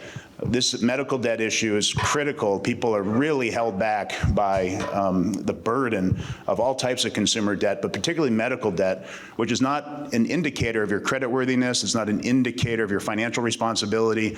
Something happens to somebody, they're not in a position to pay for it. They need the medical treatment, and they end up in medical debt. The proposal that we have would eliminate $100 million of medical debt with just a single one-time $1 million investment, which we have a suggestion as to where that comes from.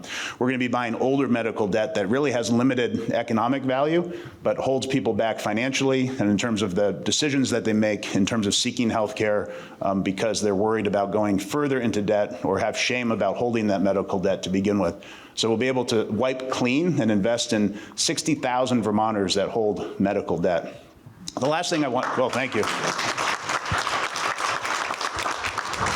And the last thing I want to mention, which is another great way of putting money directly into people's pockets, is our unclaimed property division, which last year we went to Putney. I went to the Putney town meeting day, and I went the day before because I grew up in Brattleboro, and I had the list, and I have the list with me for Calais. There's 1,600 individual pieces of unclaimed property totaling $118,000, average claim about $80. So come see me or Peter Trombley, who's right here, who has the list for Calais if you're interested in searching for yourself or your family. But I was in Putney, and I said to my dad, boy, look at this person. He has $38,000 of unclaimed property. Do you know this person?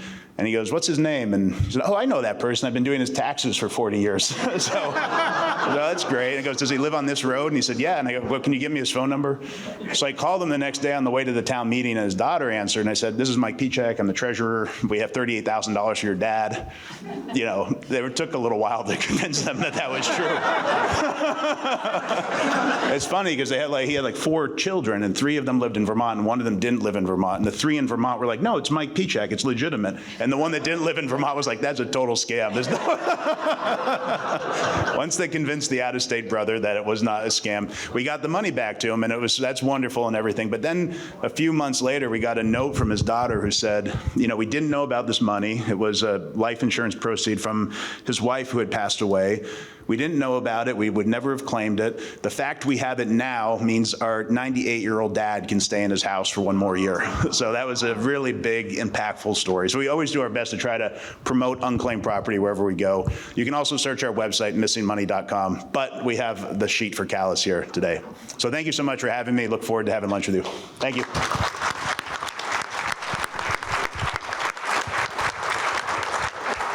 We could take 2 or 3 questions at the most. I want to talk about housing.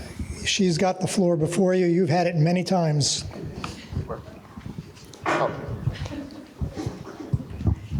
Barbara McAndrew, Robinson Cemetery Road in Calais. Just wanted to, first of all, thank you, Mark. I agree with you. Housing is a linchpin issue. I work at Central Vermont Medical Center, and we see folks unable to take our jobs. We have open positions, 300 open positions. So investing in our community this way is something that I think is critical for Vermont to survive. And I really appreciate you leading with that and focusing on that at the legislature. So thank you for that. And Treasurer Pichek, thank you for coming here. I think your work has been noticeable in your tenure, and look forward to your future. I was wondering if you could speak to the committee that you have going that's looking at the impact of the federal government policies on our state. Well, thank you very much for the question. So, you know, after the election in November, we sort of started to think ahead about the next couple of months, the next couple of years. And I thought back when I worked in state government in the previous Trump administration, and there was a lot of fast-moving policy changes. And when we were coordinated and proactive, I felt like we were ahead of the game in terms of trying to make sure those policy changes benefited Vermont, or we protected Vermonters from them. And when we weren't coordinated and proactive, we sort of were on our back foot and sort of scrambling. So that was sort of the whole point around creating this federal transition task force out of our office that was going to be focused on the fast changing, what were promised to be fast changing, disruptive changes out of Washington, D.C., and they've definitely met that promise, and no doubt. So the committee is designed to focus on economic impact broadly across Vermont, on state revenues, on individual families' impact. We have experts from across the state that participate in that task force, and we've been focused on federal advocacy. We've been focused on information sharing. We had a webinar a couple of weeks ago on what happens if you're an employer and ICE enforcement shows up. What are your rights and your responsibilities?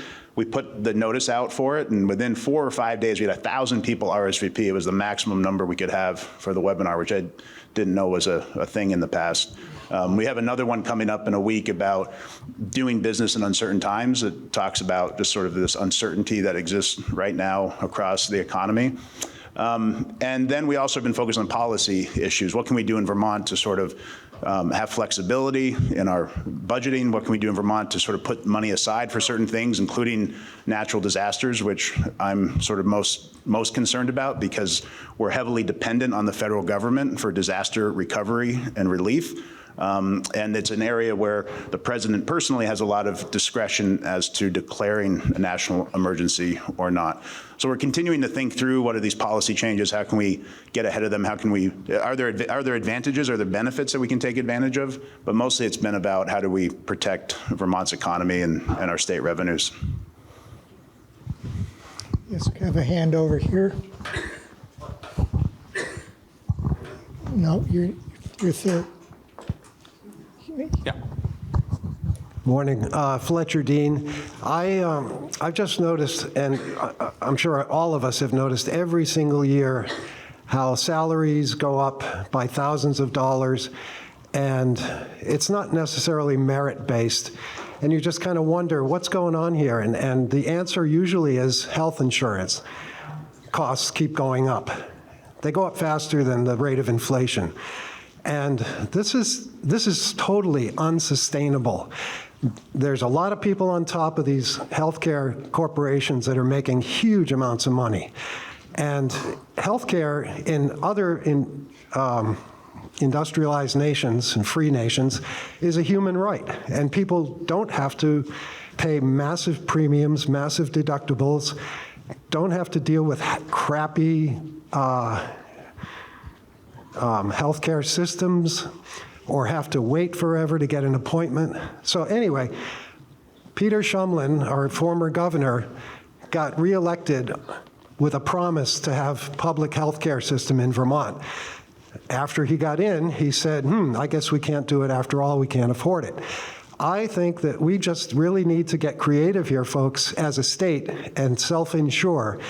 If at the very beginning, just start with public servants. Start with the school systems, the government systems, anywhere else that we have large employees, towns, we could have all of these, all of our administrators here in town, the road crew, everybody on a state health insurance plan. We need to start somewhere, but this is going to bankrupt so many people. It's just a cruel and inhumane system. And now we have a federal government that is also cruel and inhumane, and it's only going to get worse. So I think we really need to be proactive and figure out how we can solve this healthcare problem and keep our costs down, because this is also putting a major squeeze on us as taxpayers. Thank you. Okay. Art, do you have a question? Okay. Microphone's coming. Good morning, Art Edelstein.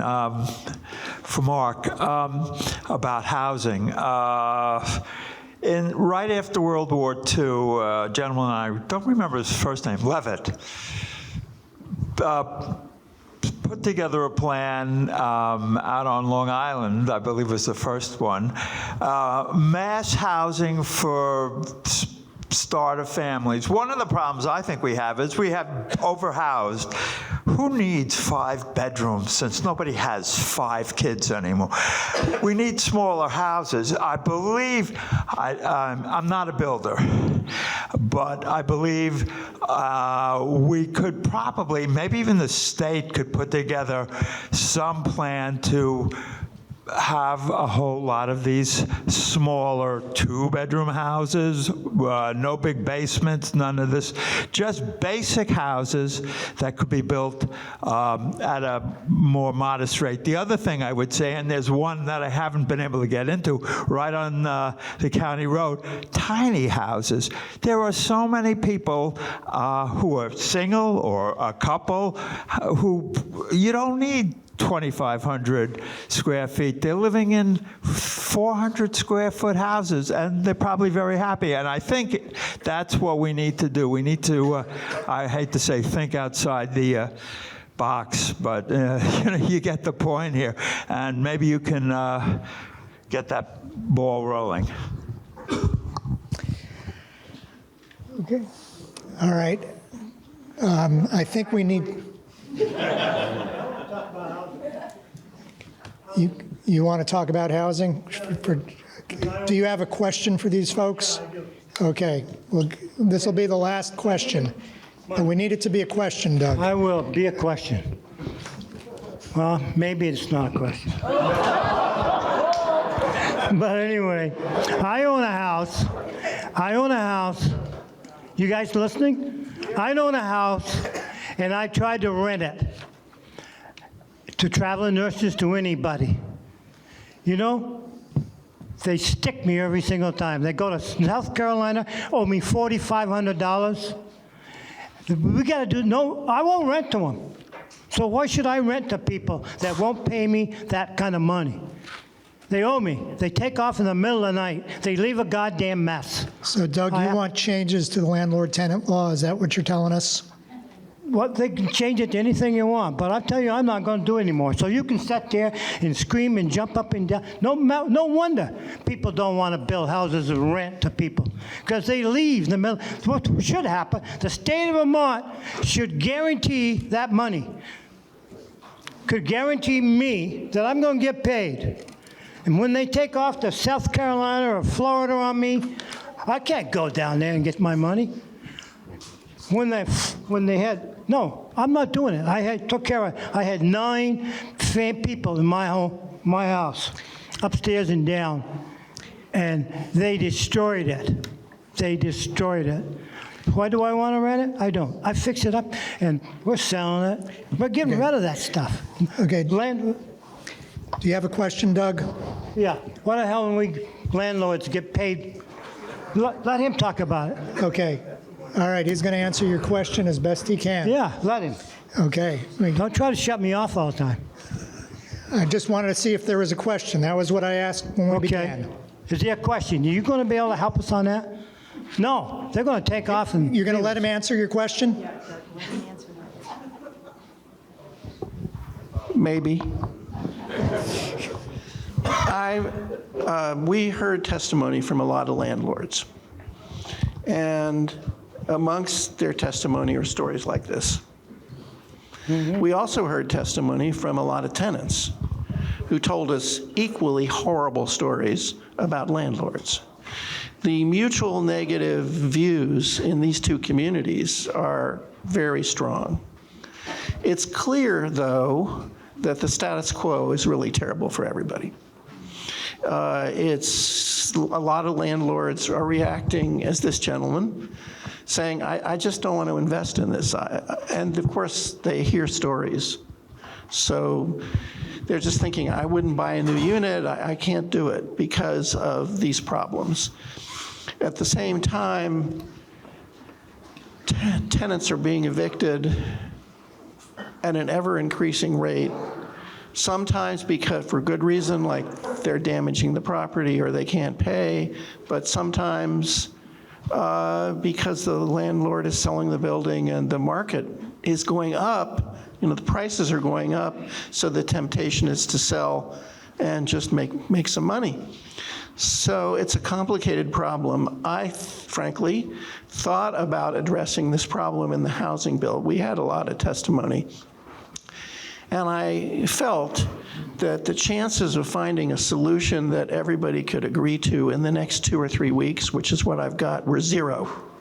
So what I decided to do, and my committee went along with it, is we're going to look at this over the summer and see if we can find a bargain, a solution that improves the status quo, because it is an on-ramp to homelessness right now. I mean, the number of homeless people is increasing. At the same time, it's not good for landlords. So it's not a good situation, and we have to fix it. Okay, we're going to move on. Okay, we're going to move on. But I've had people move out of there, owe me $60,000. Sorry, Gus. I think everybody's heard that, and No, they haven't heard that. You never heard it before. You told me about it a few days ago. Okay, we need to get to our agenda. Mike is going to be around for lunch, which will probably be somewhere around 12:30. Mark will be around. They're both available to take your questions and to have discussion with you. And thank you for being here.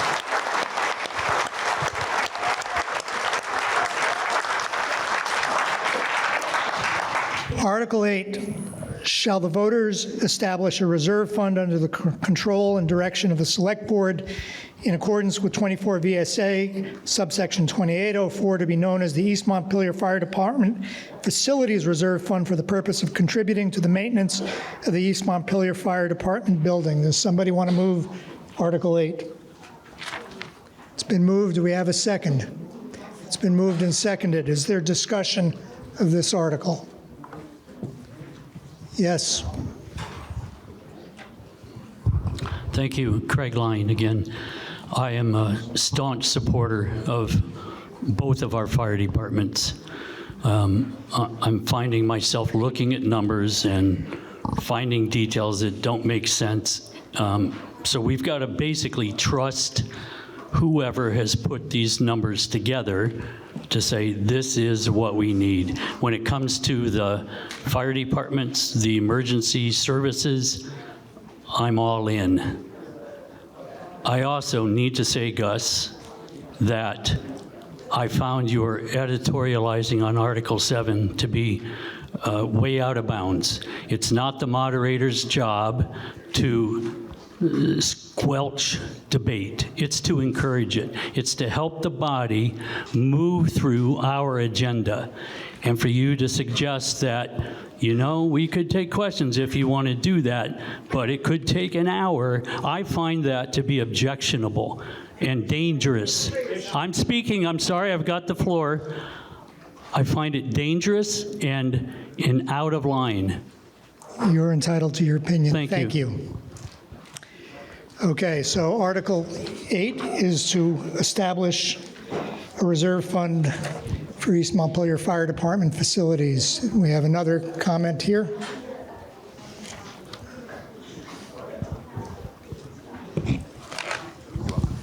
Hi, Sharon Wynn, Tucker Road. I just want to use this article to thank the Select Board for the various reserve funds. We talked about one earlier, but I think that thinking long-term and establishing reserve funds is a way to ensure stability in the budget so that we're not flopping all over the place as a huge expense comes up. And obviously, we have to pay attention to the size of the reserve and whether it's appropriate to the needs, but I really appreciate this move. Thank you. Further discussion, or are we ready for the question? Okay. Yes, we're going to have a...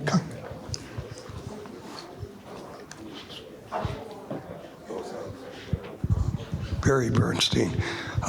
This isn't enough money to really consider one way or the other, but I don't support the reserve fund concept. I really think, particularly for a building, they ought to have a capital budget for what they need, and they should bring it to us in a little bit more. So we're going to keep putting money in. We have several reserve funds here, and again, it's not enough money to really worry too much about, but I'm concerned about the concept. Thank you. Okay, are we ready for the question, or do we have more discussion? Move to call the question. You don't think you need to? Okay. Seeing no further discussion, all those in favor of Article 8 that says, shall the voters establish a reserve fund under the control and direction of the Select Board in accordance with 24 VSA, subsection 2804, to be known as the East Montpelier Fire Department Facilities Reserve Fund for the purpose of contributing to the maintenance of the East Montpelier Fire Department. If you're in favor, please say aye. Aye. If you're opposed, say nay. The ayes appear to have it, the ayes do have it, and we are on to Article 9. And Article 9 asks, shall the voters raise and appropriate the sum of $1,000 to fund the East Montpelier Fire Department Facilities and Reserve Fund? Could I have a motion for Article 9? It's been moved. Do we have a second? We have a second. Who moved it? Who moved that article? Michael, Okay. thank you. Yes, okay, well, let's get you a microphone. More a statement than a question. When the town of Calais went partners with the then East Montpelier Fire Department on that building, which in hindsight is a great deal, we were told it was going to be called the Calais East Montpelier Fire Department. In fact, they changed the logo on their trucks to represent that change. And it continues to be worn, not our fault, as the East Montpelier Fire Department, whatever the item is, reserve fund in this case. So I guess I'd ask the Select Board to go explore getting that fixed in the future, because we are a partner in the facility and part owner of the operation. So. Further discussion of Article 9. Are you ready for the question? Seeing no hands, Article 9 is, shall the voters raise and appropriate the sum of $1,000 to fund the East Montpelier Fire Department Facilities Reserve Fund? All those in favor say aye. Aye. Opposed? The ayes appear to have it. The ayes do have it, and Article 9 is passed. Article 10 asks, shall the voters establish a reserve fund under the control and direction of the Select Board in accordance with 24 VSA, subsection 2804, to be known as the Town Garage Reserve Fund for the purpose of maintaining and improving the Calais Town Garage? It's been moved by John. Do we have a second? We have a second. We're open for discussion. Are you, yes, Tina? I just have Wait for a microphone. I think I speak loud enough. No, not for me. Do we have a plan to replace the garage or move the garage, or what are we, is this just to set up a reserve fund so that when you figure it out, you'll have the money there to at least make a down payment? Yeah, I put it in your second option there, where there is no plan to replace or move. I think it's just high time to start setting aside money for either that eventual rehabilitation or the unplanned expenses that come up. Yes, John, we'll get you a microphone.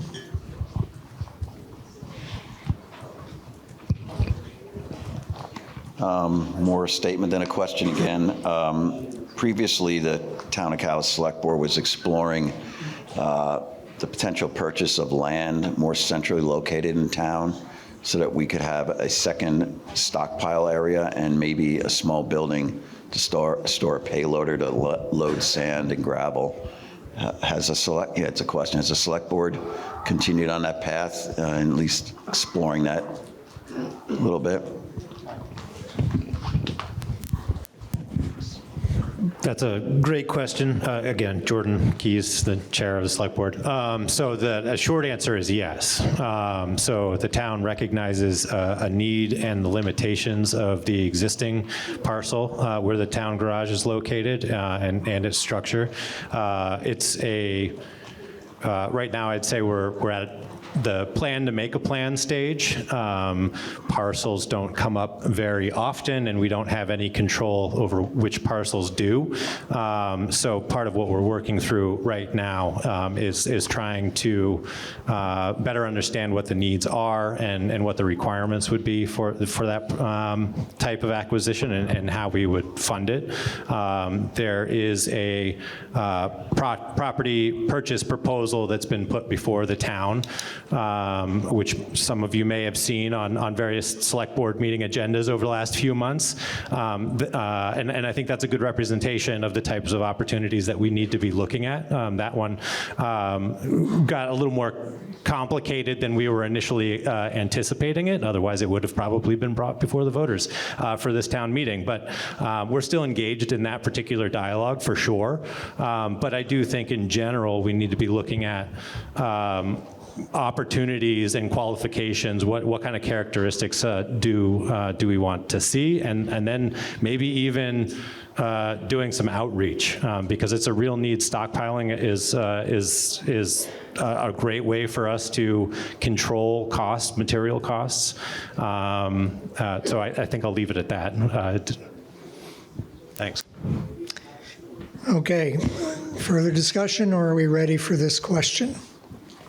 Seeing no hands, Article 10 asks, shall the voters establish a reserve fund under the control and direction of the Select Board in accordance with 24 VSA, subsection 2804, to be known as the Town Garage Reserve Fund for the purpose of maintaining and improving the Calais Town Garage? All those in favor, please say aye. Aye. Those opposed?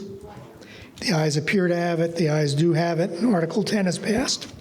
Article 11, shall the voters raise and appropriate the sum of $2,500 to fund the Town Garage Reserve Fund? Can somebody move this article? So moved. Been moved, seconded. We have a second? Yep, we do. Who said that?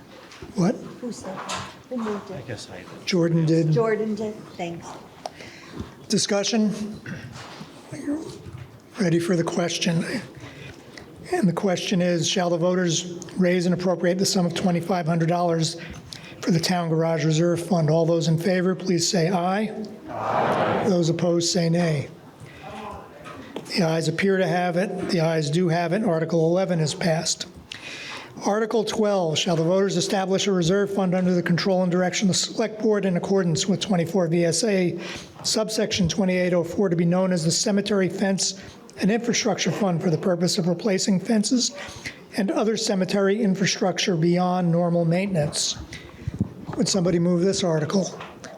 It's been moved. Do we have a second? It's been moved and seconded. Do we have discussion? Michael?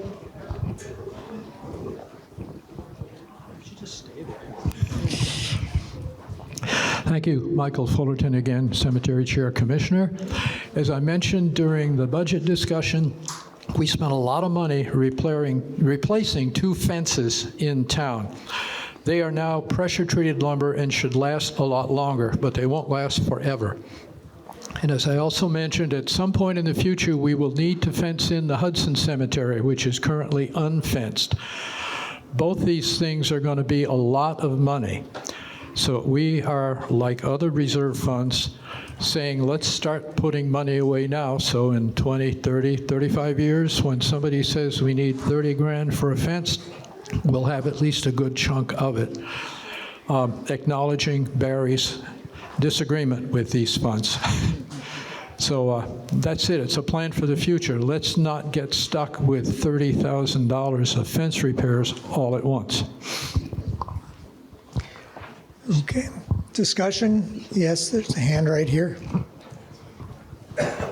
Just a question of whether these reserve funds then are line items that will continue in years forward, that will be asked as a community to continue to support these funds. So far as this one is concerned, and I assume all the others, yes, the idea is to put money. If we get to the point where we've got so much money in the reserve fund we don't need any, we simply won't ask for any more. Ha ha. Further discussion? Yes, we have a hand here. Hasso Ewing, Robinson Hill Road. Whew, this makes me nervous, be on a microphone. I'm just wondering about our financial future and where we put our money, and I believe in reserve funds for roads because we need the roads. I wonder, 2 questions. What are the purposes of the fences other than that they are beautiful and they do make the place look nicer? And also, do the funds need to be limited to the fences? We don't know what's coming up. Could we just put a reserve? Do you have a reserve fund already for the cemetery? Do we have to limit it to fences, I guess, if we can put it in a general fund?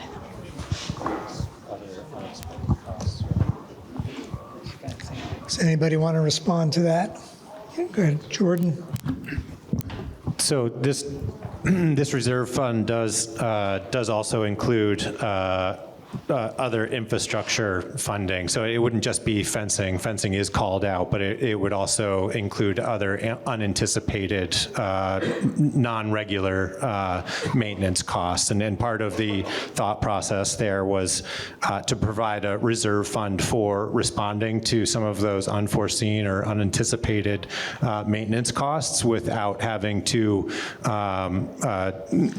dip so aggressively into the fund that is trying to build up enough critical mass to support the operational expenses and relieve the taxpayer burden for operating the cemeteries. Would it be called the general fund?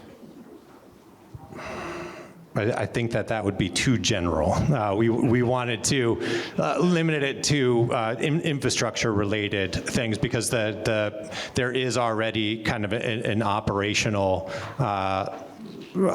costs that are in the budget that get submitted every year as part of their annual budget as a cemetery commission.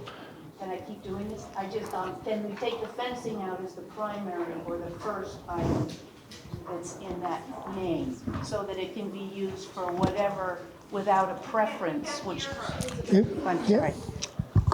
I'm sorry. Can we take the fencing out as the primary headliner in that fund and just either, so that it can be used for any of that infrastructure without a preference to fencing?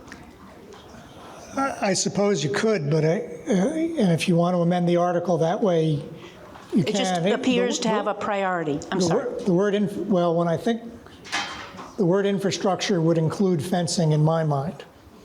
So I'm not sure it's changing much one way or the other, but it's up to you whether you want to amend the article. I'm just saying it shows a preference, and I'm just questioning that. Thank you. Sorry. Is there further discussion? Yes. I'm going to disagree with Hasso. It says and. Cemetery fence and infrastructure. They're equally weighted. There's no weighting. So. Are you ready for the question? And the question is, shall the voters establish a reserve fund under control and direction of the Select Board in accordance with 24 VSA subsection 2804 to be known as the Cemetery Fence and Infrastructure Fund for the purpose of replacing fences and other cemetery infrastructure beyond maintenance? All those in favor, please say aye. Aye. Those opposed? The ayes appear to have it. The ayes do have it. Article 12 passes. There is a great lunch ahead of us by the Friends of Calais, so let's see how much more we can get done, and then we may need to take a break. Article 13, shall the voters approve a $2,000 appropriation to the Cemetery Fence and Infrastructure Fund? Would somebody like to move this article? It's been moved and seconded. Is there discussion? Okay. It's more of just a quick remark. You know why I think we should do this. We have fences around the cemetery at Robinson and Old West Church for one particular reason. It's a historic district. Those fences were there. We have to put them back. And it's a requirement. And the other thing is, if we as cemetery commissioners fail to maintain the fences, we can all be fined $400 under state law. Is there further discussion of Article 13? Seeing none, Article 13 asks, shall the voters approve a $2,000 appropriation to the Cemetery Fence and Infrastructure Fund? All those in favor, please say aye. Aye. Those opposed, say nay. Article 13 passes. Article 14, shall the voters, the next several articles are about property taxes and how we pay them. They kind of all work together, but I think the law requires we take these one at a time. Shall the voters authorize payment of property taxes in 2 equal installments with a first installment due on or before 4 p.m. on a date that falls not less than 30 days after tax bills are mailed, but not earlier than September 1, 2025, with a second installment due on or before 4 p.m. on Monday, November 17, 2025? Somebody move Article 14. So moved. It's been moved, and do we have a second? We do. Is there discussion? Seeing none. Maybe people are getting hungry. All those in favor of Article 14, which asks for the author to authorize payment of property taxes in 2 equal installments, with the first installment due on or before 4 p.m. on a date that falls not less than 30 days after tax bills are mailed, but not earlier than September 1, 2025, with a second installment due on or before 4 p.m. on Monday, November 17, 2025. Please say aye if you're in favor. Aye. Opposed if you're against. And the ayes appear to have it. They do have it. Article 14 passes. Article 15 asks, shall each property tax installment payment be made via one of the following options? By delivery to the town treasurer by 4 p.m. on or before the due dates. 2, by U.S. Postal Service with postmark on or before the due dates. 3, by credit card payment via www.calisvermont.gov by 4 p.m. on or before the due dates. Or 4, by ACH direct debit by or before the due dates. Would somebody move Article 15? So moved. It's been moved and seconded. Is there discussion? Yes. So this is a standard language, except for number 4 would be a new option. And we've had several requests from taxpayers saying they'd like to provide bank account information and have the town draw directly from their accounts, and we would do it in the 2 installments. And this would be hopefully a convenience for you, but also an efficiency measure for the town. Can't they also make more frequent? So we would start with the 2 as a first year, and if it went well, we could potentially expand that to additional payments, installments over the year. Further discussion of this article? If not, you're being asked, shall each property tax installment payment be made via one of the following options? By delivery to the town treasurer by 4 p.m. on or before the due dates, by U.S. Postal Service with postmark on or before the due dates, by credit card payment via www.calisvermont.gov by 4 p.m. on or before the due dates, and by ACH direct debit by or before the due dates. All those in favor, please say aye. Aye. Any opposed? Say nay. The ayes have it, and Article 15 passes. Article 16, shall interest in the amount of 0.5% per month or a fraction of a month be charged on unpaid taxes from the due dates of each installment pursuant to 32 VSA subsection 4873? Would somebody move Article 16? So moved. It's been moved by Jordan. Do we have a second? It's been seconded by Cindy. Discussion. Seeing none. Article 16, again, is shall interest in the amount of 0.5% per month or a fraction of a month be charged on unpaid taxes from the due date of each installment pursuant to 32 VSA subsection 4873. All those in favor, please say aye. Aye. Those opposed, say nay. The ayes have it. Article 16 passes. Article 17, shall the voters set the penalty charged by the collector of delinquent taxes for payments made after the due dates for payments to 8%? Would somebody move this article? So moved. It's been moved and seconded. Discussion. Kari? Jordan. Is there any discussion of this article? Not this year. Okay. Article 17, shall the voters set the penalty charged by the collector of delinquent taxes for payments made after the due date for payments to 8%? All those in favor, please say aye. Aye. Those opposed, say nay. Article 17 passes. Article 18, shall the voters appropriate $64,103.33 to fund the operating expenses of the East Montpelier Fire Department paid in quarterly installments starting July 1, 2025. Would someone move this article? So moved. Jordan's moved it. Do we have a second? It's been seconded. Discussion. Sandy Conti is here from the department. Who's here? Sandy Conti. Okay, does Sandy Conti want to speak to this? You don't have to, but are there any questions for the fire department? Seeing none. All those in favor of Article 18, shall the voters appropriate $64,103.33 to fund the operating expenses of the East Montpelier Fire Department paid in quarterly installments starting July 1, 2025? Say aye. Aye. Those opposed, say nay. Article 18 passes. Article 19, shall the voters appropriate $146,119.52 to fund the operating expenses of the East Montpelier ambulance paid in quarterly installments starting July 1, 2025? Would someone move this article? So moved.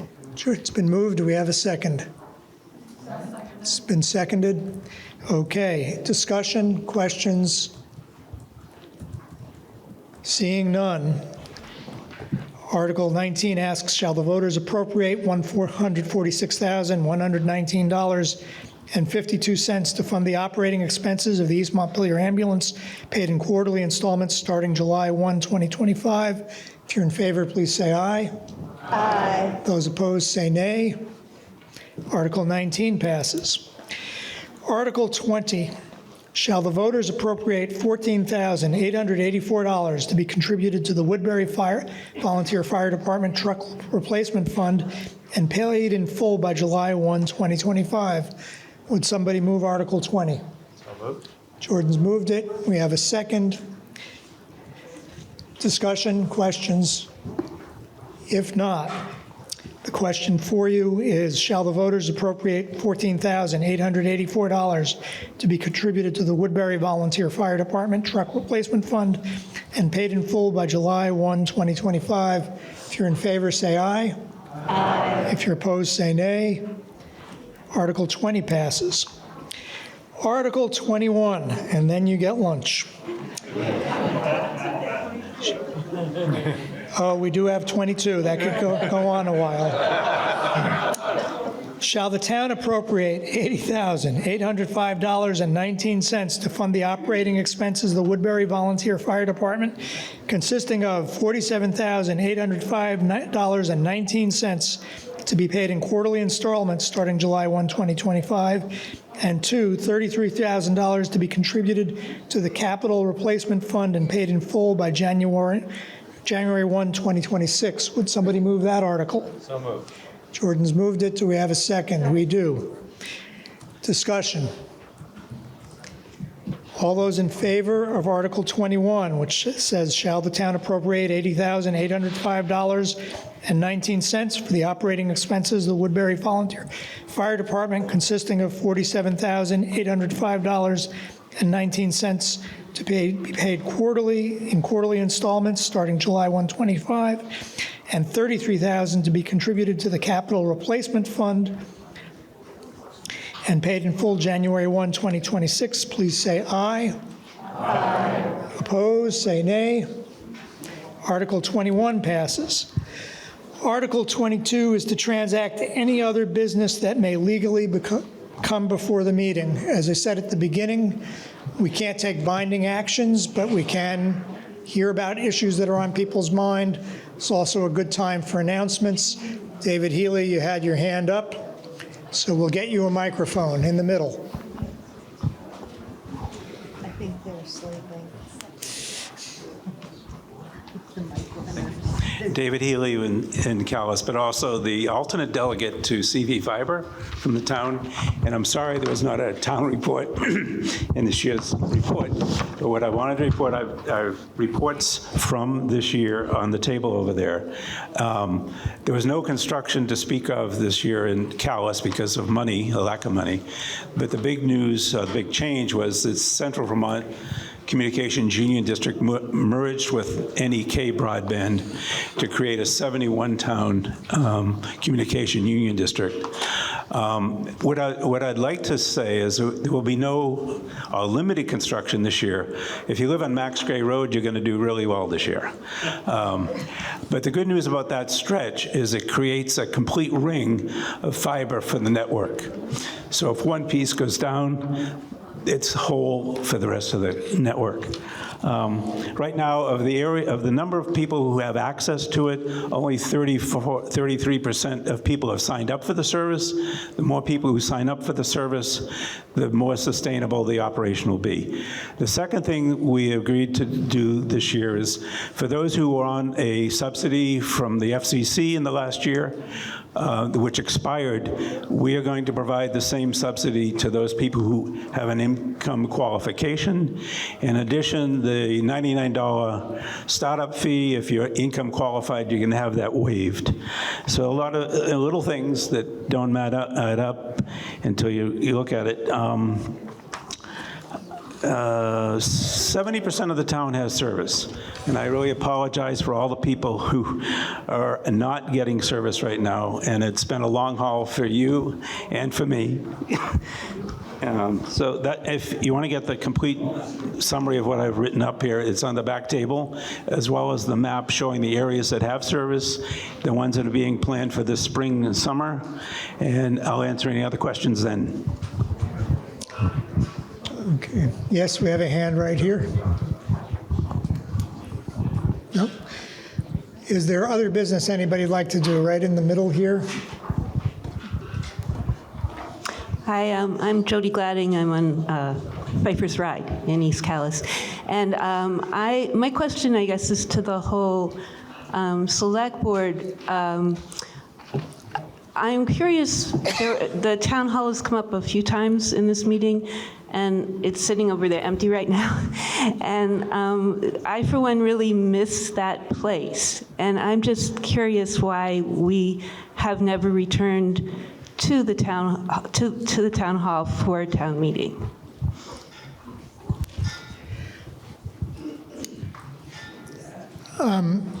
I'm not going to give you a definitive answer, but I believe the last several times we've been in the town hall, it's been standing room only, packed, and probably does not meet fire code if there were to be an emergency, people needed to exit.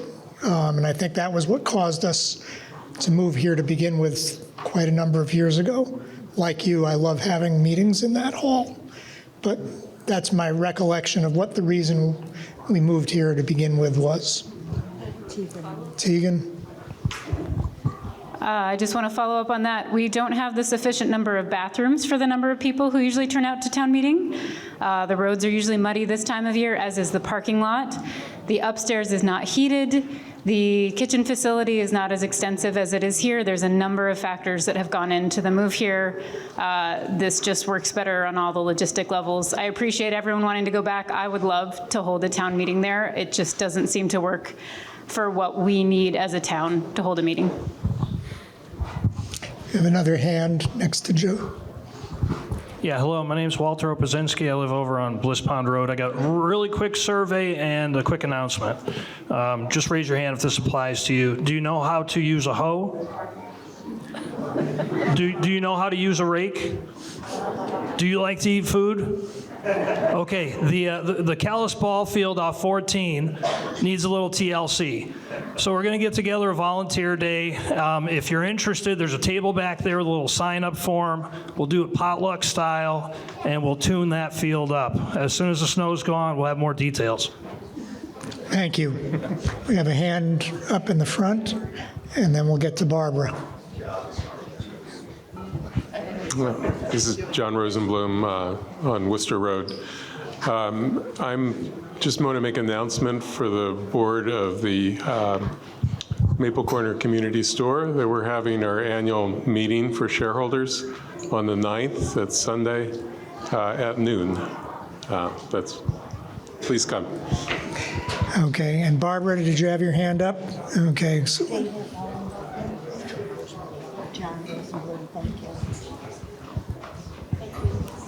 I'm Barbara Butler. I live in North Calais, and I just want to say a few words of gratitude. Thank you, Gus, for another successful town meeting. I want to thank our amazing select board for all the work they do throughout the year. You guys are wonderful to work with, and you're so deeply appreciated.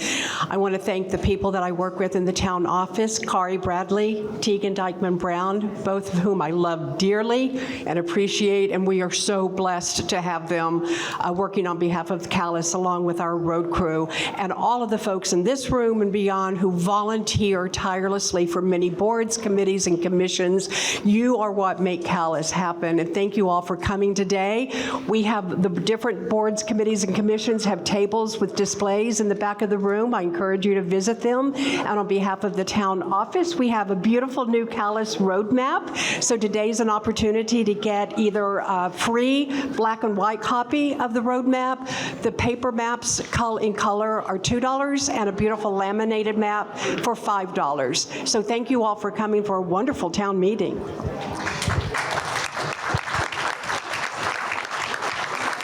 Any other business to be done? Any other questions under Article 22? The polls stay open for Article 23. Thank you all for your participation and your good work, and I will declare this meeting adjourned.